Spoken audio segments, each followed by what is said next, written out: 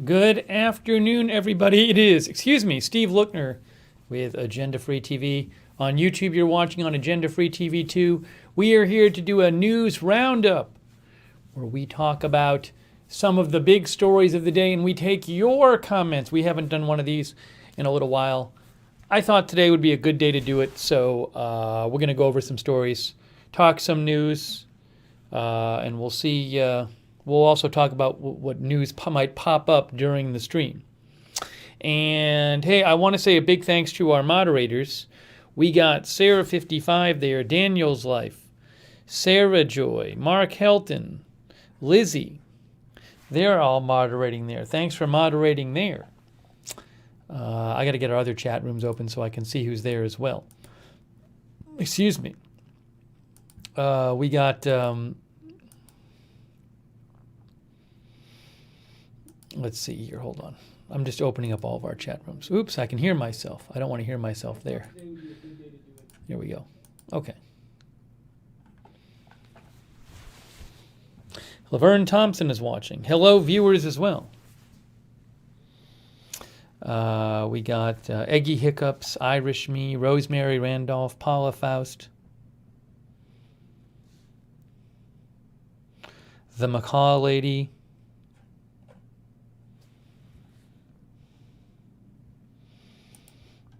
all right, let's do this. Let's get into this.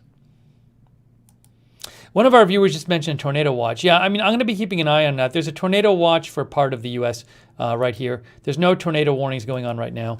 We'll keep an eye on it. If a warning pops up, we'll check it out. I have the radar here. But you can see a tornado watch has been issued parts of Arkansas, Louisiana, Oklahoma, and Texas until 8 p.m. Central Time. So we are going to keep an eye on this. I have the radar here. I can always peek around, but no tornado warnings at the moment. So we'll keep an eye on this. I want to start by talking about the Astrazeneca vaccine. I thought about making this its own stream, and then it just seemed like I didn't really want to make it its own stream. But I want to talk about the Astrazeneca vaccine. Because we've talked about this. We've talked about this on some of these news roundups before. So,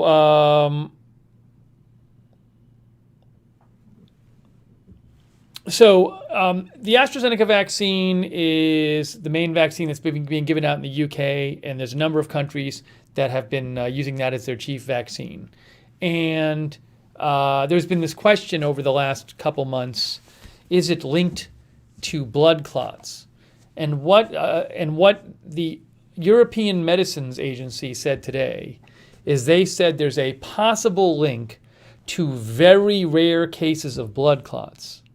But they say they still recommend people take it because they say the benefit of taking it outweighs the risk from taking it.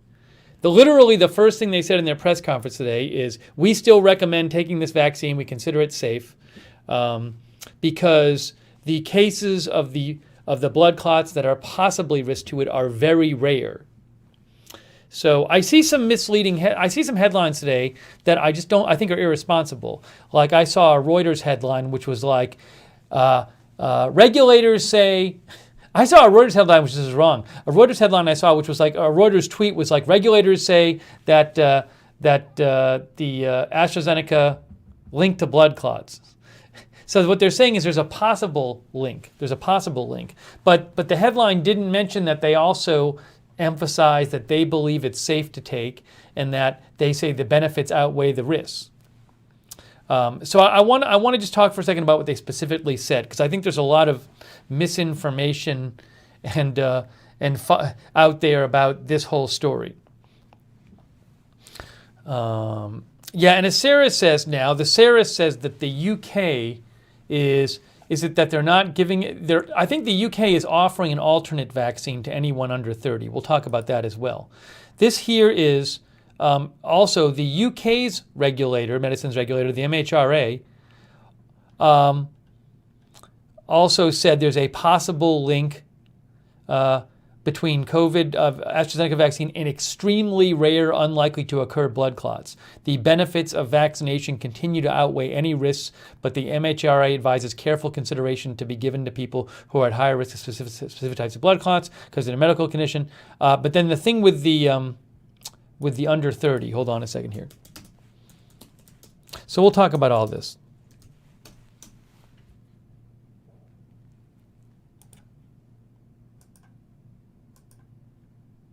Yeah. As BBC, AstraZeneca jab still safe as under 30s offered alternative. Under 30s are to be offered an alternative jab to the AstraZeneca vaccine, the UK's vaccine advisory body says.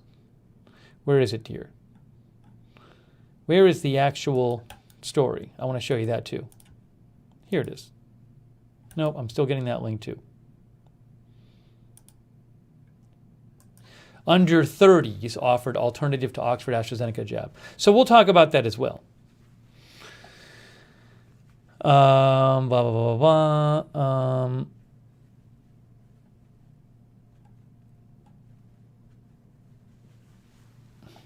blah. So actually, this is like a nice little summary of what came out today. So let's talk about, we'll talk about, I want to just go over this article. But basically, the UK regulators said that in I believe in Europe, there were like, on average, 4 cases of these rare blood clots among 1 million people. So basically, the basic takeaway today from what the European regulators and the UK regulators said is they think there's a possible link between the AstraZeneca vaccine and these very rare blood clots. But what they believe is that, generally speaking, taking the vaccine and the benefits it gives you outweighs the risk because COVID has lots of negative health effects, including blood clots, and COVID can kill you. So the idea is it might increase your risk of getting one of these rare blood clots, but it severely decreases your risk of getting COVID. And medicines in general have side effects. So it's not that medicines normally don't have any side effects. So the idea is the cost-benefit analysis. Is the benefit worth the cost? And the European Medical Agency said yes, and the UK medical regulators said yes, but they are offering under 30s in the UK an alternate jab because they're not as likely to get sick from COVID. So, but let me just show you this, and then we'll talk about some of the other specifics. You can see here under 30s in the UK are found. Well, let's go back to the. I want to talk about this. The review by the UK Medicines and Healthcare Products Regulatory Agency found there were 79 cases of rare blood clots and 19 deaths occurred after 20 million doses were administered, giving a risk of about 4 in 1 million of developing a blood clot and 1 in a million of dying. Okay? So that's what the MHRA said today. Of the European cases they studied, there was the numbers that they have suggest there's a risk of about 4 in 1 million of developing a blood clot and about 1 in a million of dying. And that's to be balanced against the risk of getting COVID if you don't take the vaccine, which I'm guessing on average would kill more than 1 in a million people. But that's the basic idea here. So I'm going to go over some more of these details, and I want to show you the start of the European Medicines Agency press conference, because the first thing they said in their press conference is they believe this is safe and they encourage people to take it. So I just think it's important because there's a lot of misinformation out there about this. Let's see here. But I want to take some comments from you guys too.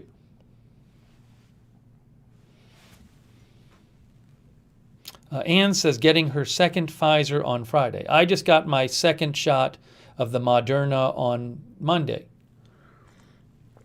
Hey, thanks Lee Field for your support. I appreciate it, Lee Field.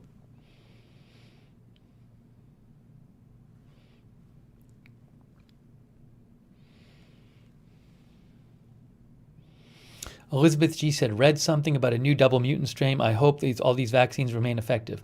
I am not aware of any strain right now that renders the vaccines ineffective so far.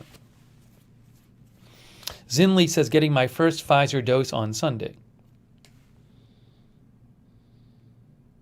Linda Belk says, do they know that the vaccine caused the blood clots?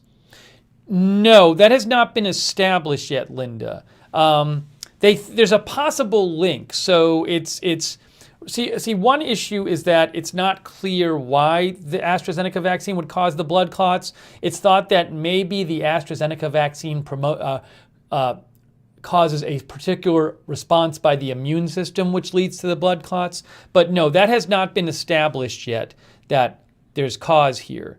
But look, I mean, I think you know, I don't think you'd want the regulators to hide evidence of any kind of side effect. They're very open about saying, look, we want with vaccines, you know, there's going to be side effects, and sometimes you don't know them until you give it to lots and lots of people. And they're saying, we're looking at this one, it's a rare case, but we think there's a possible link. But they're also, it's the thing that gets lost in all of this. And I just don't understand why regulators and governments don't talk about it more, is that medicines and vaccines generally have side effects. I think a lot of people out there, like just regular people, they don't realize that it's normal for vaccines and medicines to have side effects. You know, the birth control pills actually increase the risk of blood clots. But that is not. There's a WebMD. I mean, that's established. I can show you an article talking about that just to back it up here. But look at this: birth control methods and the risk of blood clots. This is WebMD. So, for example, let's see, where does it mention it here? About the percentage. Yeah, right here, WebMD. The rate for getting clots is 0.3%, is about 0.3% to 1% over 10 years for a woman on the pill. So, I mean, birth control pills are generally considered safe, but they have side effects. From what this is saying, they do slightly increase your risk. I don't know if it's slightly or more than slightly, but they do increase your risk of getting blood clots. But just for some reason, I don't know, like when I watch these regulatory agencies they're trying to say that the AstraZeneca vaccine is safe, even though it has this potential side effect.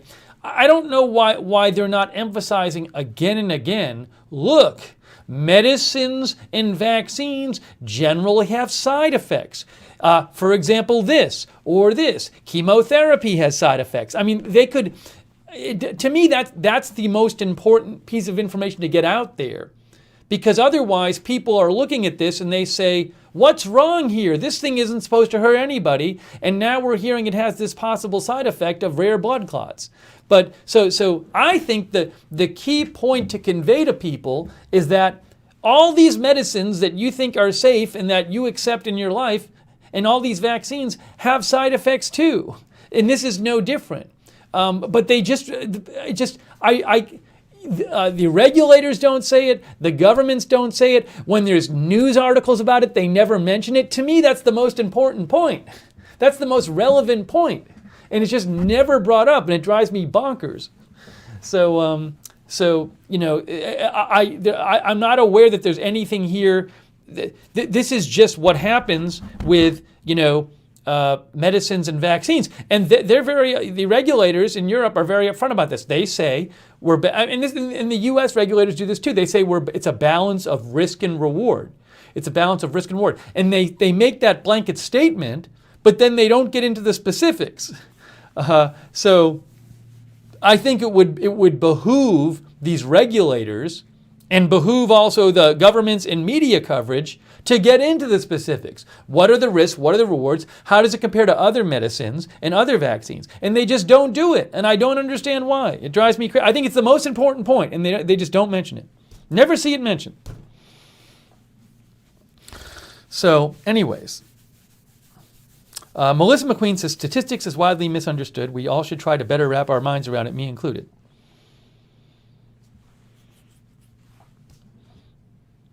Bill Abramson says the small print at the end of every drug ad on TV. Yeah, I mean, just look at infomercials for drugs. Like the 3-minute ads for drugs, and then at the end they have the really quick voice saying all the possible side effects. I mean, drugs, medicines, and vaccines have side effects. So the question is not, is there any side effects? The question is, what's the benefit? What's the cost? I will say that the British regulator today put out these slides where they compared the benefit and the cost, which I thought was helpful. But anyways, that the point here is it's. I think though a lot of people think that medicines don't have any side effects, and then they hear there's a possible side effect, and they're like, well, that's it, I'm not taking it. But the point is risk versus reward. Okay.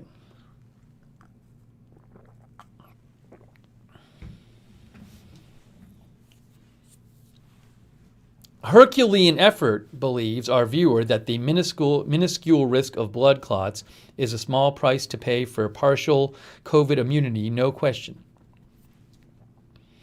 Look, that's the European and UK regulators. They say that the benefits outweigh the risks for taking the vaccine, Astrazeneca vaccine, and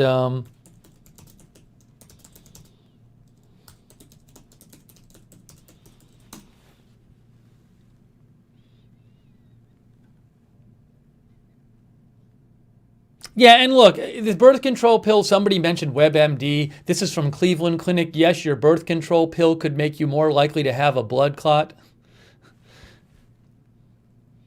As with all medications, birth control pills come with some side effects, including one you might not know about. Certain types of birth control pills increase a woman's risk of developing a blood clot by 2 to 4 times. Okay, so again, I don't have all the specifics here, but other medicines that are accepted as safe have risks, including increasing risk of blood clots.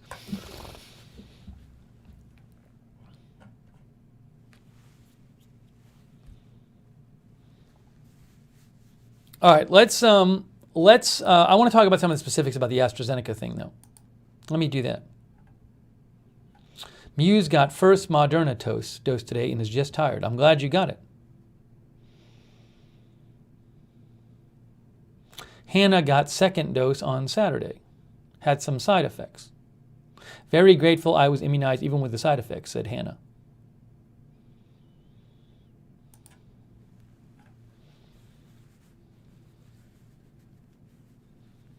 Ben Kotowitz says the side effects of pharmaceutical drugs are in the data sheet that comes with the prescription sometimes. It is up to the user to read them.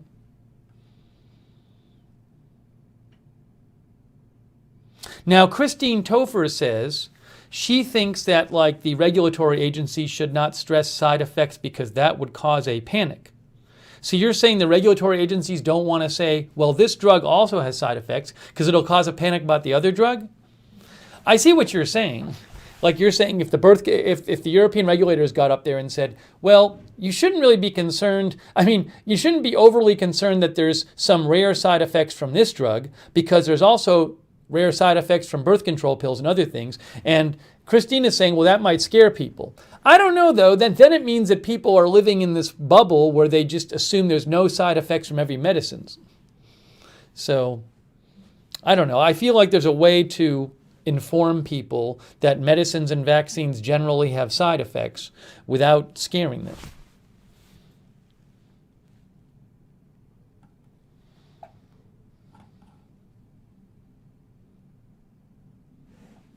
Christine says, I said they should be honest but not stress. I mean, my problem is that they just don't mention the other things with side effects. That point is just not made in these press conferences. Okay, hey, let's talk about this. All right, so let me show you this. Look, so we're talking about the AstraZeneca vaccine. And let me show you what they said. This is what the European Medicines Agency said today. Okay, this is what they said. They said EMA finds possible link to very rare cases of unusual blood clots with low blood platelets. The EMA, that's the Medicines Regulator for European Union, has concluded today. Is it the EU or is it no? Actually, European. It's not even European Union. It's I think maybe it's European countries. I don't know which countries it is. I have to look up the EMA now. Hold on. EMA Wikipedia. Oh, it is the European regulator. Okay, that's what it is. European Union regulator. They said EMA Safety Committee has concluded today that unusual blood clots with low blood platelets should be listed as very rare side effects of Astrazeneca vaccine. Their EMA is reminding healthcare professionals and people receiving the vaccine to remain aware of the possibility of very rare cases of blood clots combined with low levels of blood platelets occurring within 2 weeks of vaccination. Also, it's, so they say there's not even, they say that they're not even, it's not even clear if these very rare blood clots happen in a certain demographic group more than others. They say that most of the cases of blood clots reported have occurred in women under 60, but based on the currently available evidence, specific risk factors have not been confirmed. Because, for example, I believe the vaccine has been given more to women. So you'd expect more women to have the blood clots if they were a side effect. So they're not even saying that there's a specific group that gets it more than others. Blah, blah, blah, blah, blah, blah, blah, blah, blah, blah, blah, blah. So look, this is the key passage right here. This is from the EMA, the European regulator, right here. COVID-19, the disease you get from the virus, is associated with a risk of hospitalization and death. The reported combination of blood clots and low blood platelets is very rare, and the overall benefits of the vaccine in preventing COVID outweigh the risks of side effects. So what they're saying is, yes, there is a possible risk that you get if you take the Astrazeneca vaccine. There is, they say possible link. So they're saying it might be the case that if you take the Astrazeneca vaccine, you very slightly increase your risk for a blood clot. But they're saying that is outweighed to you because it's severely decreasing the chance you get hospitalized or die from COVID, which is much more likely than you getting a blood clot. Okay, that's what they're saying. And I believe the UK regulator said something similar. This is the UK regulator, MHRA. The benefits of vaccination continue to outweigh any risks, but the MHRA advises careful consideration be given to people who are at higher risk of specific types of blood clots because of their medical condition. And what they said is that the MHRA, so the UK is offering an alternative vaccine to people under 30, but the medicines regulator in the UK does not recommend any age restrictions in AstraZeneca vaccine use. The MHRA in the UK says that there is evidence of a possible link with the AstraZeneca vaccine to extremely rare and unlikely to occur specific blood clots with lowered platelets. And then they say they're aware of 20.2 million doses of the AstraZeneca vaccine that's been given in the UK. In the UK, 20.2 million doses in the UK. And from the statistics, they say the risk of these rare blood clots is approximately 4 people in a million who receive the vaccine. And the risk of dying from the blood clot is roughly 1 in a million in the UK, based on those numbers. So they think that the benefits outweigh the risk.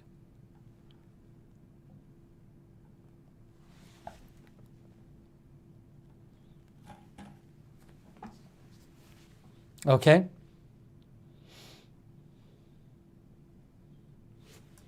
I want to take some comments from you guys. So that's, again, that is, you might be hearing headlines about this story, and I want to emphasize the facts about it, which is that European and UK regulators say there's a possible link between the AstraZeneca vaccine and these very rare, unlikely blood clots. And they both of these regulatory bodies say they believe that people should keep taking the vaccine because the benefits of the vaccine outweigh the risks.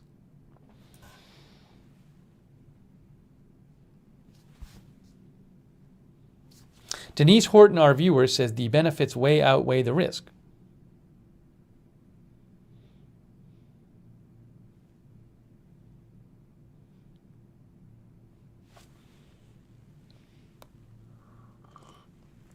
Holly B says, I have a blood clotting disorder and I am on Coumadin. My doctor told me not to get that vaccine.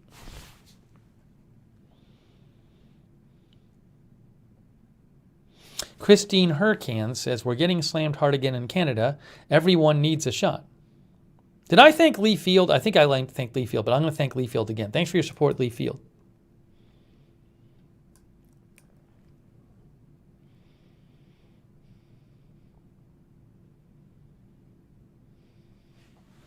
Snookerstone says, but all birth control pills and other medicine has been tested for many years. That's the difference. Well, the thing is, though, Snookerstone, I think you're suggesting there might be like really long-term consequences of the vaccine, because these have been tested on a lot of people. These vaccines have been given to a lot of people right now. So one response to you might be is these vaccines, they're designed to work a certain way. And so the people, so I'm not an expert on how they work, the specifics, but I know with like the mRNA vaccines, they basically get in your body, they get your cells to produce certain substances, I believe proteins, which then teach your immune system how to respond to the vaccine, and then that's it. And then they don't linger in your body. Like there's no toxic substance in them. So my general sense is that there would be no reason to think that there would be significant long-term impacts from the vaccines because of how they're formulated and what they do.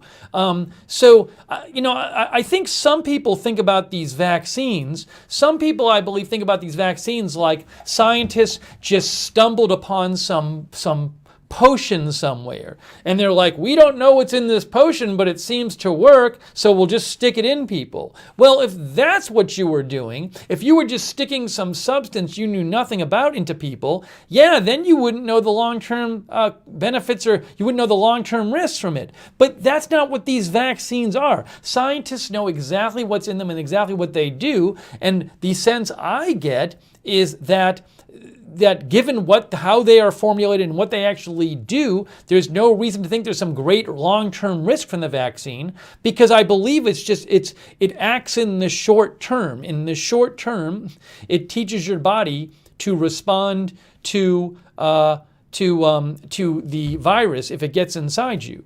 But I'm not aware of any kind of action that the vaccine is doing long-term in you. I know with the mRNA vaccines, I believe they just get your body to make some proteins in the short term, and then they just go away. So again, it's a different situation than somebody sticking some unknown substance inside you and saying, well, what's this going to do to you in 2 years? We don't know. They know exactly how these things work.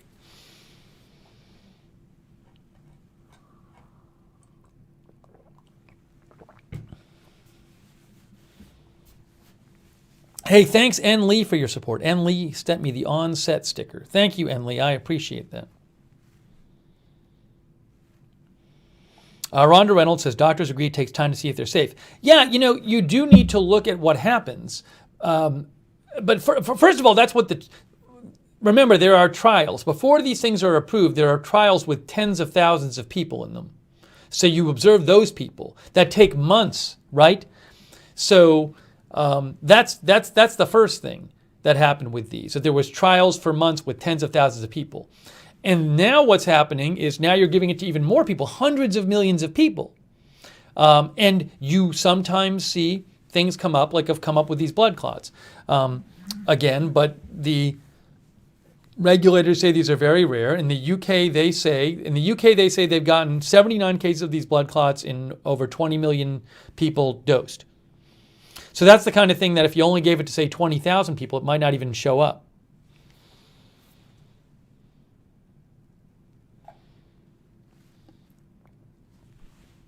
Oh, old Raj got a J&J shot. All right, old Raj, I'm glad you got your shot.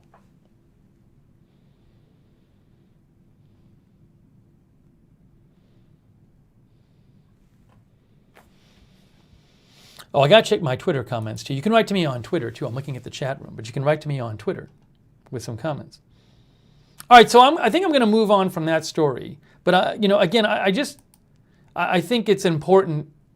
The story tends to get reported in misleading ways, and I think people hear about it and then they draw incorrect conclusions about what the actual story is.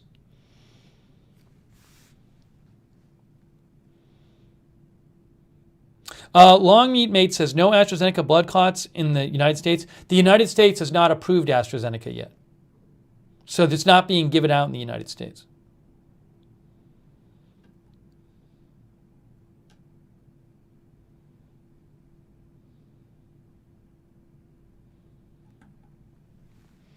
Let's see here.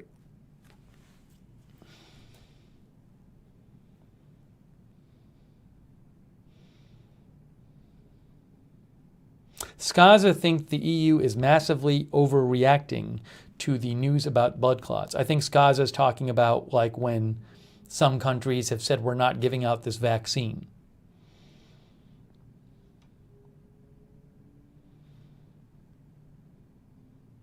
So our viewer Skaza doesn't think the low risk of the blood clots warrants the restrictions on the vaccine imposed by some European countries. That's what our viewer Skaza thinks. Nats fan says, life is all about risk. Let's get back to normal. Y'all get your vaccine.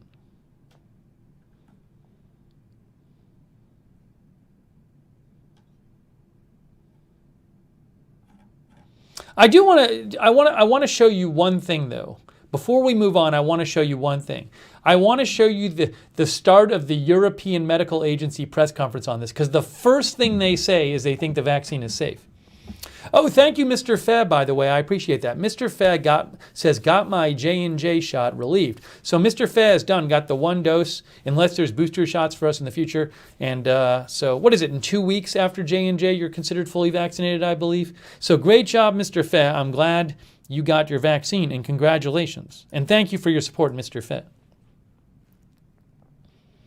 H-Town Girl Dad says, I got the Moderna, both doses, and ended up with nothing but arm soreness both times. Easy process. I'm grateful to be vaccinated. LNG says, Canada's vaccine rollout is pathetic. My 78-year-old parents are not booked for another 3 weeks for their first shot. They will not get their second shot until August. Pathetic in Canada. Maybe we'll talk about Canada in a little bit. Let me just show you here. Can I find it? Let's see. I'm sure I can find it.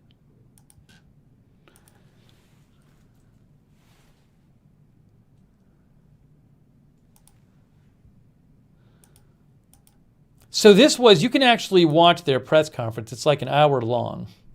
This is the European Medical Agency press conference. This is posted on their site, European Medical Agency on YouTube. They said anybody anybody has permission to show it. But let me see. This is the first speaker right here. The woman in the purple, I believe. So I believe she starts the press conference by just emphasizing that they believe this is a safe vaccine. By satellite. The footage can be used free of charge by all media, and you will find the respective links in the invite sent earlier today.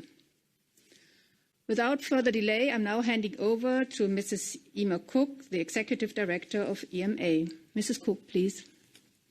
Thank you very much, Mrs. Heine. Good afternoon, ladies and gentlemen, and thank you for joining us again for this press briefing. First of all, I want to start by stating that our Safety Committee, the Pharmacovigilance and Risk Assessment Committee of the European Medicines Agency, has confirmed that the benefits of the Astrazeneca vaccine in preventing COVID-19 overall outweigh the risks of side effects. COVID-19 is a very serious disease with high hospitalization and death rates, and every day COVID is still causing thousands of deaths across the EU. This vaccine has proven to be highly effective. It prevents severe disease and hospitalization, and it is saving lives. Vaccination is extremely important in helping us in the fight against COVID-19, and we need to use the vaccines we have to protect us from the devastating effects. So that's literally the first thing in the press conference. The first thing the European Medicines Agency says in their press conference with the Astrazeneca vaccine is they emphasize, we think it's safe. We think that, they're going to talk about these potential rare side effects, but overall they think it's safe enough to say that people should take it, and that the benefits of preventing COVID outweigh the risks. So I just want to mention that is literally the first thing they say at their press conference today. But if you want to watch the whole thing, you can go to European EMA press conference. It's on YouTube, European Medicines Agency.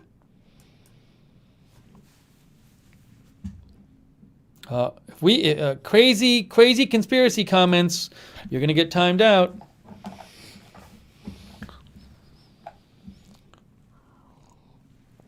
Now, I will say this. When the first stories started coming out about this, I remember when we first started hearing about this, the first stories, it wasn't even clear if there was any link to anything at all. But the initial stories, when I started reading, they would say that the numbers suggested there's no more blood clots. So there's a difference between blood clots in general and specific types of blood clots. So when the stories first started coming out, you had a bunch of reports suggesting, there's no evidence of any kind of side effects with blood clots at all because the numbers of blood clots aren't greater. The numbers of blood clots of people getting the vaccine were no greater than people who didn't take the vaccine. But what happened was the information came out that there was a specific type of blood clot that was more common. So again, it's not that it makes all blood clots more common. There's a specific type of rare blood clot that there's a possible link between it and the vaccine. But again, European medical regulators say that the benefits outweigh the risk. All right, we could talk about this a lot more, but I want to move on. There's other stories out there, but I just, be careful with these stories. Make sure you read the details. I would highly recommend you go and read, if you want to know more, go look at the MHRA, that's the UK regulator. Look at their press release about it. Go look at the European Medical Agency. Where is it here? Wherever it was. I had it here before. Look at their press release about it.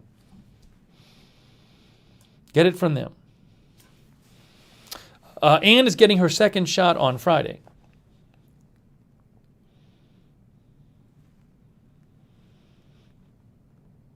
Kaylee N says we would still have polio if not for if not for vaccines.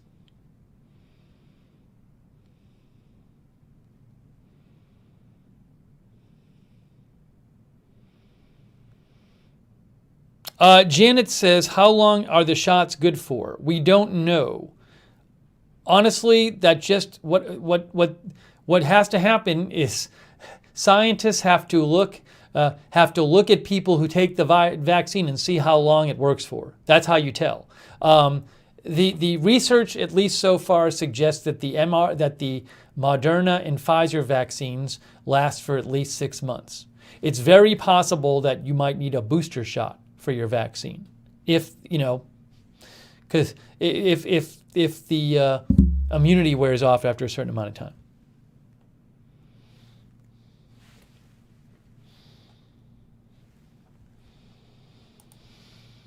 Lorna Smith had her second shot yesterday. Very nice. Am fine, she says. Very nice.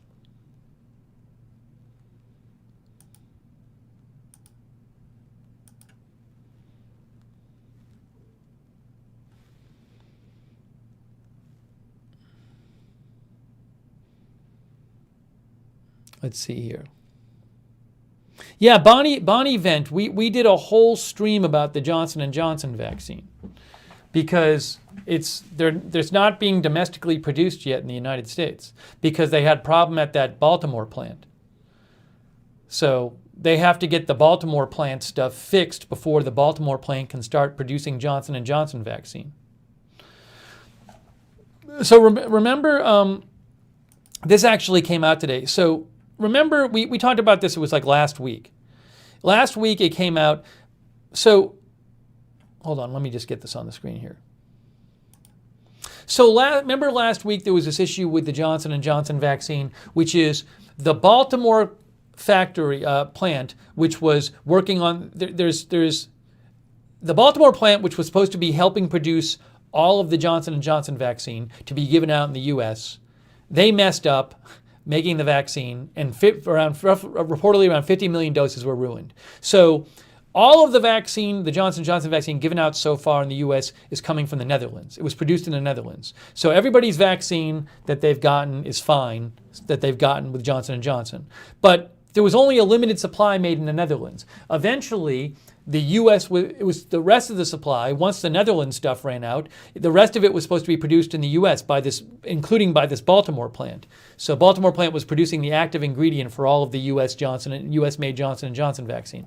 So when the problem occurred with the Baltimore plant and the government said, well, you have to, we're not going to allow we're not going to approve this plant until they fix their problems.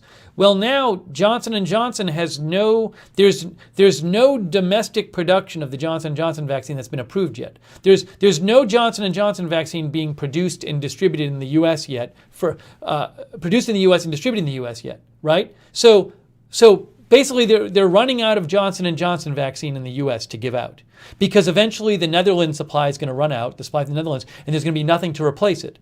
And until they get the Johnson & Johnson, the Baltimore plant fixed. So look, this is what's going to happen. See this? This is from Carlos Suarez. Florida will see a sharp drop in Johnson & Johnson delivery next week, according to CDC.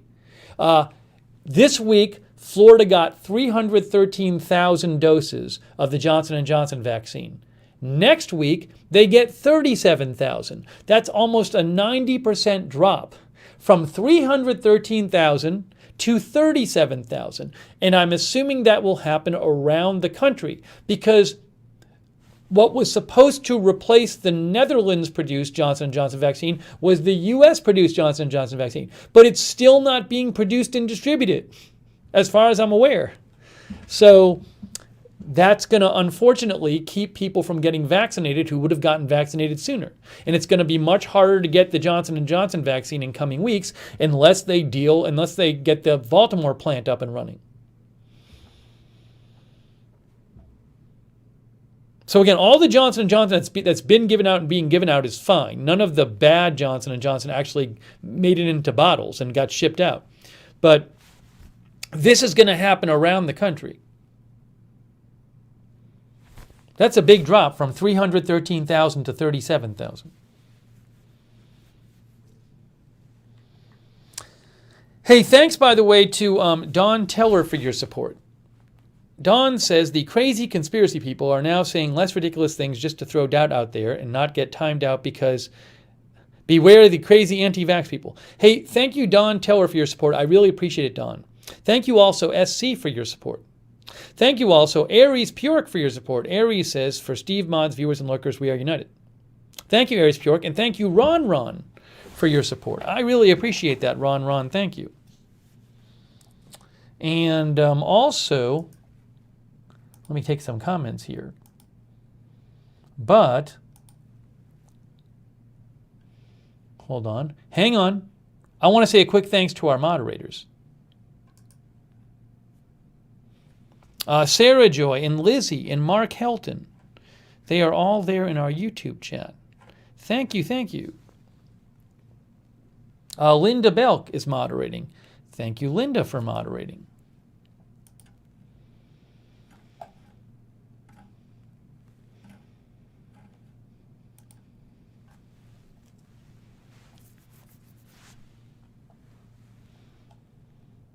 Ellie Bourne, LLQ Lovely, Muse, and Terriag are all moderating as well.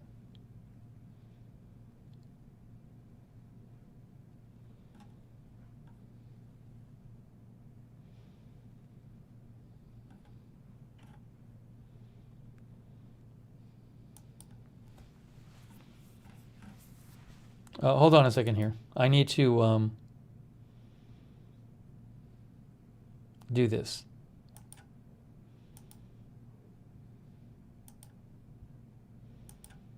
Okay, that's done.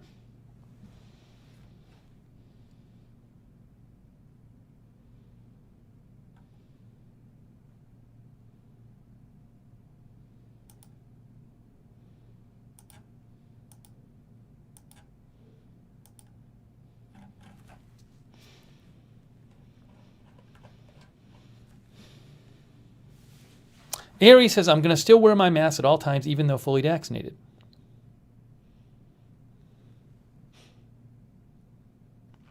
John Elliott says, got the first shot yesterday and they said won't get second shot till 4 months. I don't know if John is in Canada. I believe in Canada they're doing a thing where they're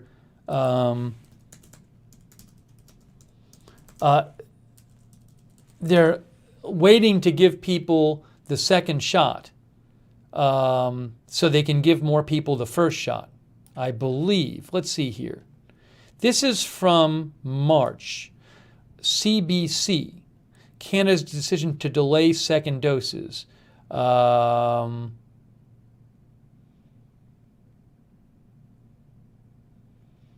does it say here? I want to just find the actual policy of Canada.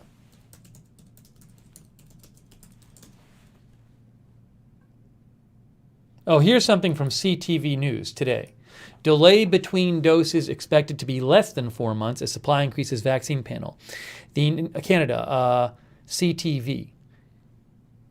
The National Advisory Committee on Immunization is standing by its recommendation to delay second doses of 2-shot COVID vaccines by up to 4 months, but is now acknowledging with Canada's increasing supply, not everyone will be waiting 4 months. I believe they made, right. Initially, Canadian regulators decided to defer second doses up to 4 months with the aim of seeing Canada maximize the number of people getting immunized. The reason they initially said we're going to wait 4 months to give people the second dose is they just want to get a first shot in as many arms as possible. But maybe it'll end up being less than 4 months.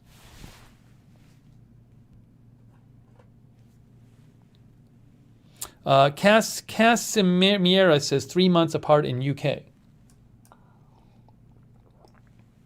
The idea is research suggests getting even one dose give you protection. So given that they don't have enough for everyone, the idea was they thought it would provide the maximum benefit to society if they gave more first doses to people and delayed the second doses.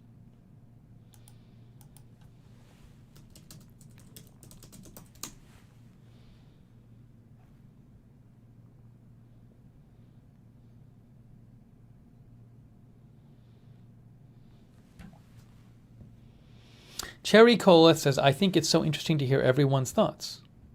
Thanks to you, we get to hear different opinions.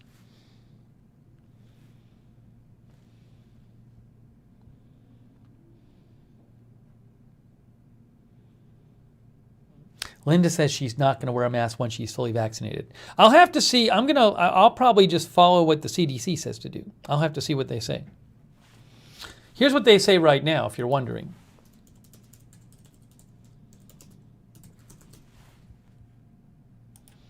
You can go to CDC when you've been fully vaccinated.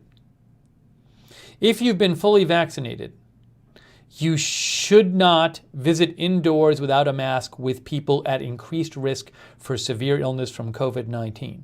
The idea is they're saying, like, even if you've been fully vaccinated, they're saying, given that it's not clear yet that you can't give it to somebody, that there's some chance that you could still carry the virus, and there's evidence suggesting that getting vaccinated severely reduces the risk that you would give it, that you can have the virus and give it to somebody else. But what they're saying to do is, if you are indoors with somebody who's at high risk, you should wear a mask even if you've been fully vaccinated to protect the other person. And you can visit inside a home or private setting without a mask with one household or of unvaccinated people who are not at risk for severe illness. So we'll see how as more and more people get vaccinated. I'm very interested to seeing how the whole mask thing works with more and more people getting vaccinated, over the next couple months. I mean, probably the next couple months, 2 months from now in the U.S., you're going to have certainly a majority of the population getting vaccinated. How will will restaurants still require them? Will supermarkets still require them? Where I live, they require them in the common areas. Will that still happen? I just don't know. And to what degree will people keep wearing them? I really don't know how that's all going to play out. Carol, I had very slight side effects from my second shot. I had a sore arm. A sore arm and about 10 seconds of vertigo the first night I had it. That's it. That's the only side effects. Oh, I had some slight aches on day 2. Some very slight aches. Today I feel great. I had it 2 days ago. I feel great. The only thing is a little bit of arm pain. But my second shot side effects were extremely slight.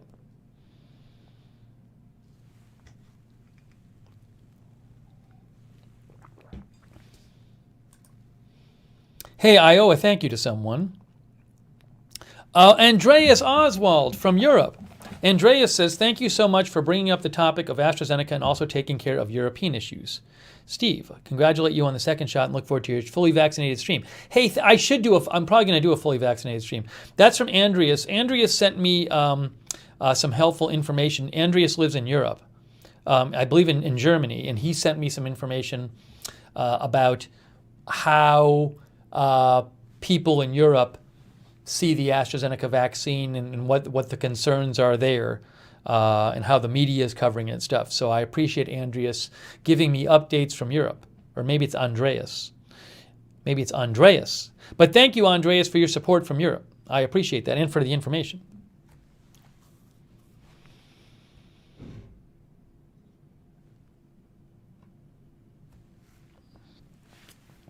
Okay. I want to move on. No, Dan Lindquist, it's not the case that Moderna is deemed only effective for 6 months. That's not what happened. To know how effective, how long the immunity lasts for, the only way to know is just to wait and see what happens to people who take the vaccine. So there's been research suggesting recently that there's evidence out there that the Moderna and Pfizer vaccines last at least 6 months in terms of immunity. We don't know if they last longer because it just hasn't been enough time. So the reason you're hearing reports like evidence suggests Moderna and Pfizer last 6 months is not because they don't last a year. It's because no one knows if they last a year because it hasn't been that long enough time yet. So as the months go by, there will be more evidence about how long, whether these vaccines, the immunity lasts longer. Ultimately, you just have to see what happens. You just have to look at the different vaccines and see, do people taking the vaccines who've taken the vaccine start getting sicker or not?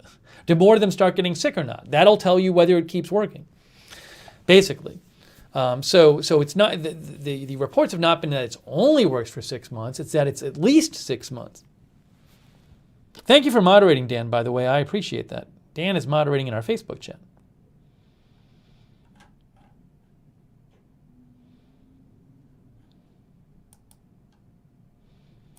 Oh, thank you, Aries Pjork, for your support.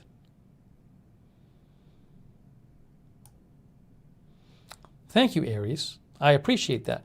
So, PJ Bachman sent me this. Thank you for the unicorn sticker. PJ Bachman sent me this. So look, Italy restricts AstraZeneca vaccine to over 60s, official. See, this is not what the European Medicines Agency suggested. The European medical regulator just came out today.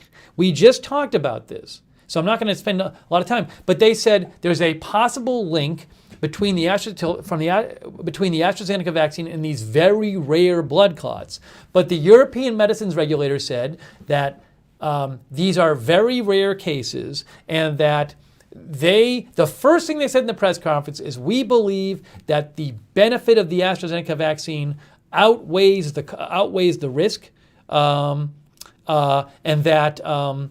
they don't think it should be restricted for people of any age, and they think it's much better for people to be taking this vaccine than to be not taking a vaccine. But that's what Italy did. So that was not recommended by the European Medicines Regulator. The opposite of this was recommended by the European Medicines Regulator. So that's from Italy. Now, I'm guessing they're restricting it to over 60s because they would argue, well, over 60s have more to gain from the vaccine because they're more likely to get sick from the virus. But again, The European Medicines Regulator said that they didn't call for any restrictions.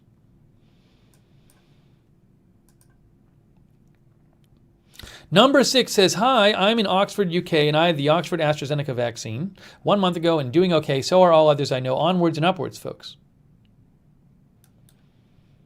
Glad you got vaccinated, number 6.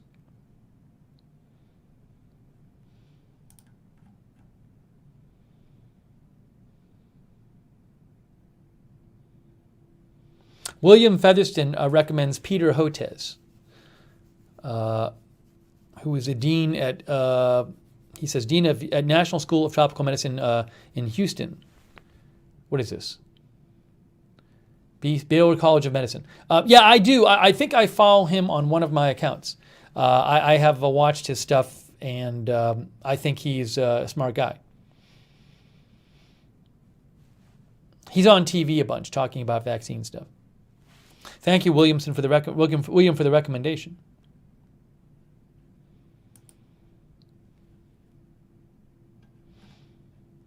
Yeah, Quake Country. I had. Oh yeah, Quake Country tweeted me earlier about the Tiger Woods story. We're going to talk about that. I want to move on and talk about that. Let's talk about the Tiger Woods story. We could stay on this AstraZeneca story all day, but I do want to move on.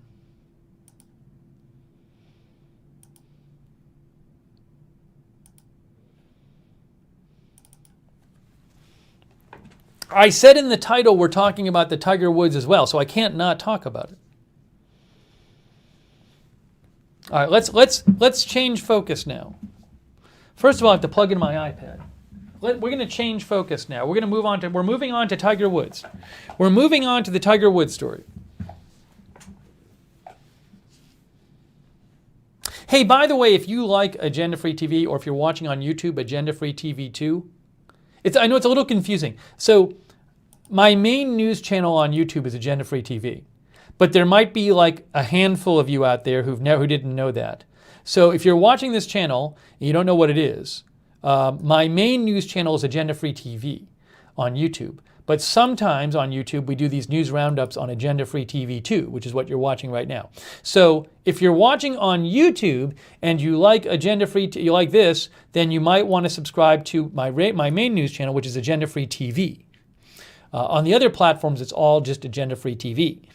But also something else is, if you like chatting with other viewers, you can do that off the air because there's a Discord chat for fans of Agenda Free TV. So it's a chat room where people are just posting different messages and talking about stuff. You can go there whenever you want and see what the conversation is and post your own messages. The Discord, Agenda Free TV Discord. The link is at the bottom of the description. On YouTube, there's a video description for this video. The link is right at the bottom. And then our mods can post that link as well. But you can look in the description on YouTube for this video. You'll see the Discord link. So check out the Discord chat. Hey, Pam Bachman, thanks for your kind words. All right, we're going to move on to Tiger Woods. Let's talk about this.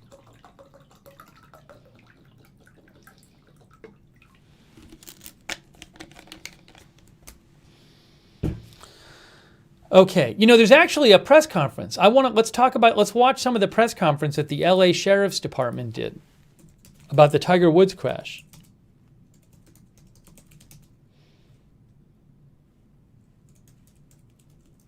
Mark Helton says, new topic.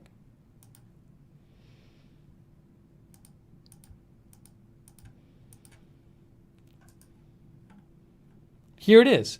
Let's watch about the Tiger Woods crash. Where was, what I want to do? We're going to show you this press conference. We're going to talk about the LA Sheriff's Department. They completed their investigation into the Tiger Woods crash. They said he was speeding, said Shadow Rider. Yes, but they talked about some specifics. So I want to go over the press conference and talk about it with you. Hold on a second here. What I want to do is, where was the address of that crash? It was in Rancho Palos Verdes. But what street was it on? I want to get the map up. I want to get the map up of the where is it here?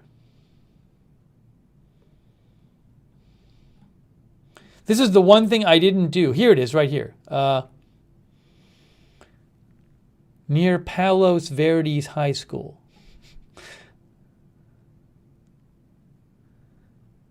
Rolling Hills Estates. It's been so long, I don't remember the exact address. So I want to get them, because we're going to refer to the map. We're going to refer to the map when we listen to some of the press conference. Okay, it's somewhere in here.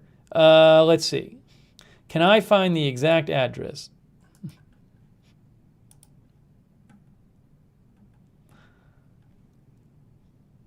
Oh, Hawthorne Boulevard, from Black Horse Road to Palos Verdes Drive. Hawthorne Boulevard. There's Hawthorne here. It's on Hawthorne Boulevard. Gosh, I can't remember where it was. Can I find it here? Somewhere in here. Does anyone remember where exactly it was? I think it was somewhere right in here.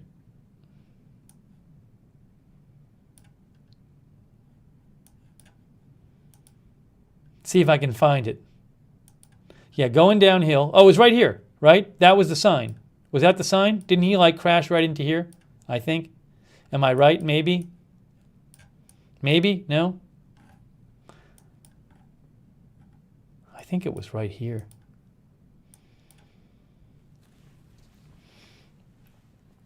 I think. Let's see. Let's see if anybody in the chat confirms.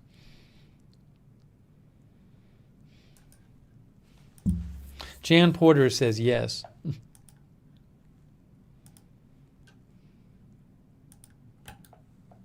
Left-handed says looks like it.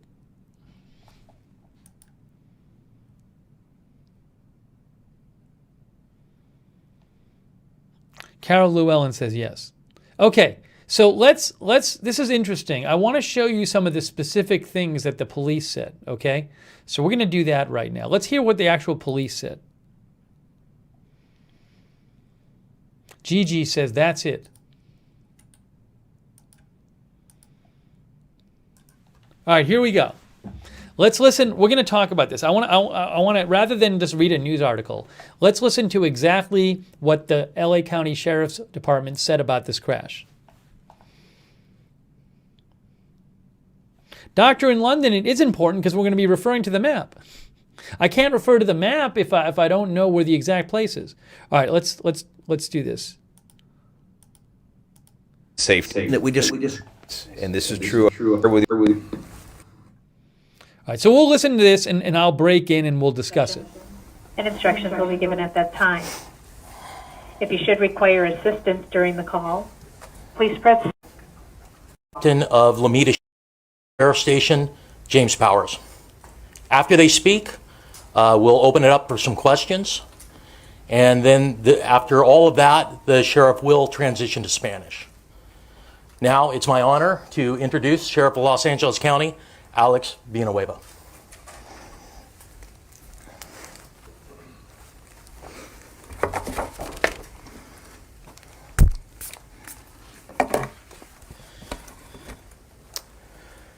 Thank you, John. Good morning, everyone, and welcome to the Hall of Justice. This is the headquarters for the LA County Sheriff's Department. I made a promise 7 weeks ago to deliver information regarding this traffic collision involving Tiger Woods, and we're here to follow through on that promise and to share with you what we have learned regarding the collision that occurred on February 23rd in Rolling Hills Estates. And as I said, at the day of the crash, we are thankful that that he survived this tragic collision. And I'd like to point out that Tiger Woods and his representatives have been very cooperative throughout this investigative process. And they've also provided us with the permission to share these findings with you. And for the record, under Section 20012 of the California Vehicle Code, the details of this report would remain confidential except for the involved parties. And this is true of the thousands of reports like this type we prepare every year throughout LA County. And no one is asking for any of those reports. And so this is treated no differently. The primary causal factor for this traffic collision was driving at a speed unsafe for the road conditions and the inability to negotiate the curve of the roadway. Estimated speeds at the first area of impact were 84 to 87 miles per hour. All right, so again, this is what they're saying. They're saying the primary cause of the crash is the speed and the inability to navigate the roadway, and the estimated speed in a 45 mile per hour zone when at the contact with the sign in the middle of the road was 84 to 87 miles an hour. Now, if I remember this right, because I was watching some of this earlier, they say this was the primary cause. They never tested his. I don't think they ever gave him any kind of like test for drugs in his body. I don't think they ever performed that. I don't believe they ever subpoenaed cell phone records to see if he was on the phone or anything like that. So that's something I kind of caught a little bit of this before, but that's something so they say they believe this is the primary cause. But you'll see that there's people ask about, well, what about, cell phone use or intoxication or something like that. So let's go back. I just want to emphasize that's what they say the cause was. And again, if I have it right, I believe this is the place where it happened. It's this downhill area here. That's the truck speed limit. I believe it says up here speed limit is. It's a downhill area. See the slope here. It's right here. I remember this. But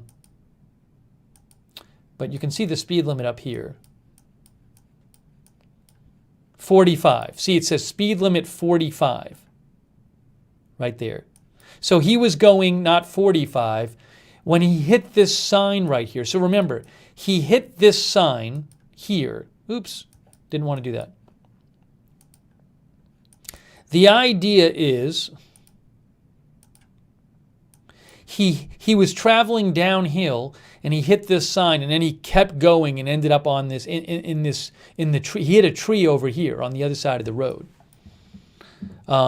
Hit a tree up here, and then the car was up here somewhere. So they're saying he was going in the mid 80s when he hit this sign here, the mid 80s. Okay, so let's go back.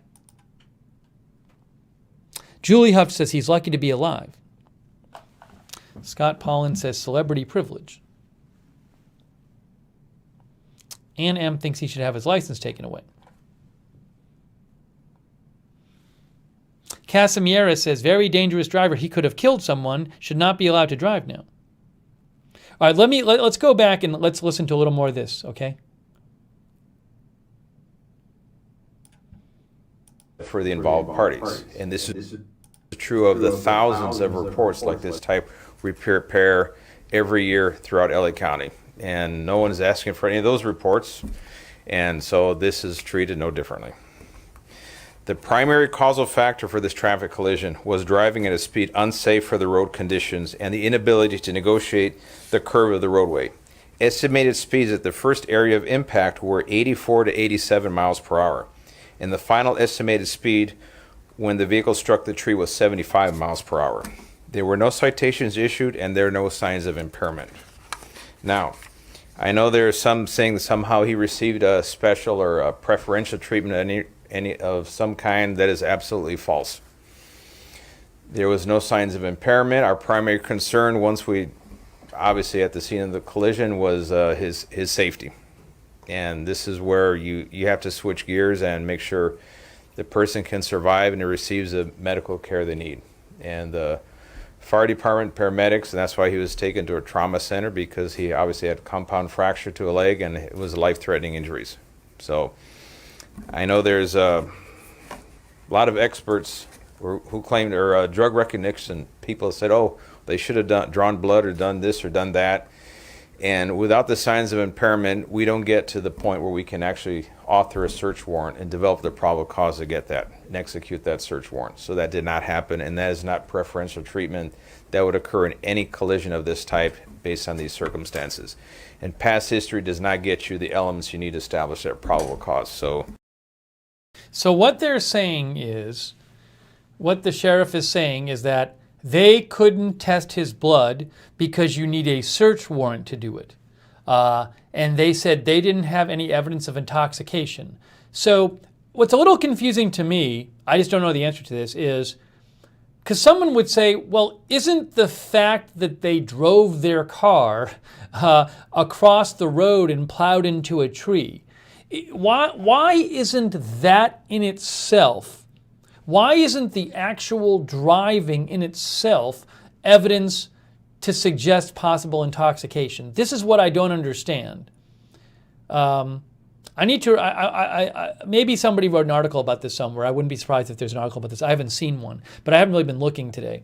But that's my question. I mean, because in theory, if somebody's swerving around on the road, I assume that's enough evidence to get to search, to get them to take a breathalyzer test or something. So why isn't the very fact that this guy drove across the road into the other lane and then ran into a tree, why wouldn't that in itself suggest intoxication enough to get a search warrant? This is what I don't understand.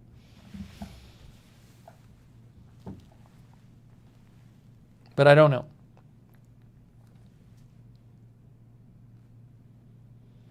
I do not know. Tracy Johnson thinks he got special treatment. Our viewer.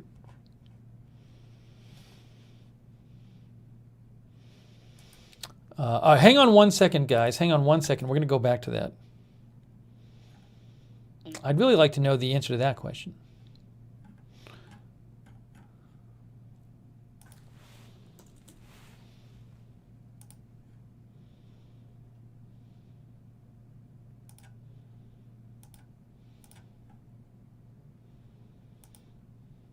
By the way, a viewer mentioned this really quick. India reports 126,000 new coronavirus cases, by far the biggest one-day increase on record. Now, this is from BNO Newsroom. As a percentage of the Indian population, this isn't, like, remember, the U.S. at some point was reporting around 300,000 cases a day, and the U.S. has a quarter of the population, or a third of the population, a quarter of the population of India. So this might not seem like that much because you're saying, well, that's way less than the U.S. had in a day, and India has 4 times as many population. The thing about India, though, is a lot of people in the rural areas are not tested. I was reading an article in Economist that talked about in certain countries, including India, there's very low testing in rural areas. And many people in India live in rural areas. So that's just the actual number of cases in India is going to be much higher than that. So to me, when I look at that number, it's not so much the raw number, it's the trend you're looking at. It's the trend. And the trend is going up in India. There's the trend of cases. That's from Worldometer right there. That's the trend of cases. So I wouldn't focus on the absolute number because it's expected that that the absolute number would be much higher than that. It's estimated the absolute number would be much higher. It's the trend which is not good. And deaths have been going up too. So something to keep an eye on. Oh, and Ann mentioned there's a couple of tornado warnings. There's a tornado warning in Missouri and a tornado warning in Arkansas. So I'll keep an eye on these. This is the one in Arkansas. I'll keep an eye on the radar. You should definitely take cover if you're in the warning area. I'm not seeing the sign of a major tornado, at least on the velocity radar on the left here. That's the one in Arkansas. And then this is Missouri. We'll peek at this one here.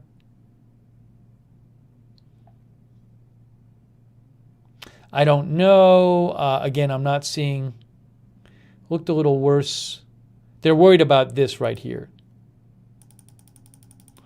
See right here, the bright green and the bright red? The red that's like it's called a couplet on the left side. So that's what they're worried about. But you'll notice that that becomes less pronounced towards the end of the...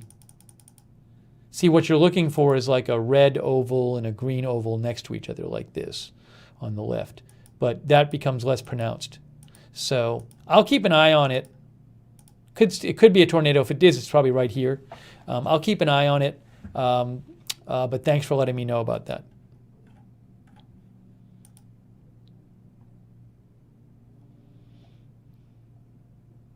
Yeah, SC. I believe there's one of the variants is in India. Hey, I want to go back though. I want to go back. I want to go back to the Tiger Woods press conference. I'm just updating you on that. If you have comments, give me a shout on Twitter, @Lookner, by the way. Make sure I'm taking comments, too.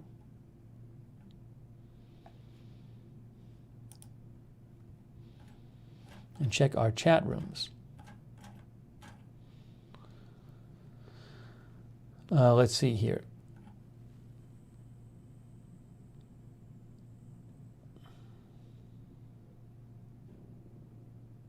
LLQ Lovely says, I have coworkers in India and I am worried about them.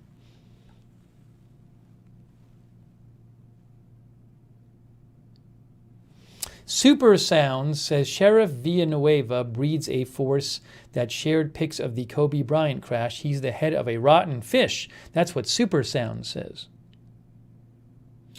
Moontrust John Radin says, they can deny that Tiger Woods got special treatment all they want. It won't alter the impression.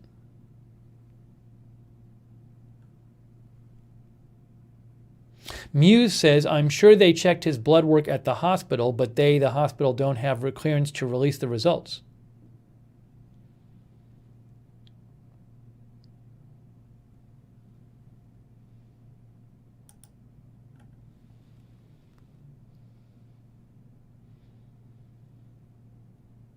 Ellie Bourne says, driving twice the speed limit isn't a sign of possible intoxication.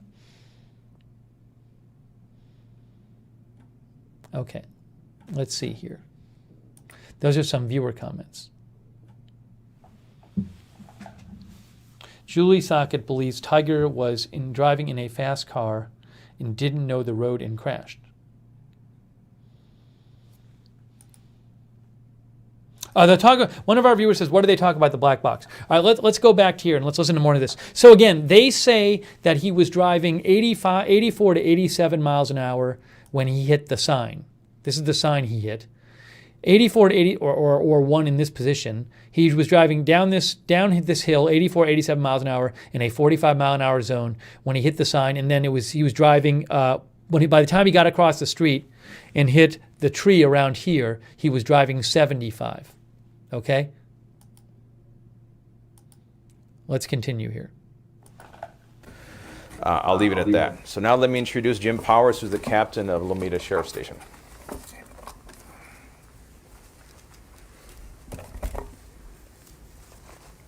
Thank you, Sheriff. Thank you for having me here. Good morning.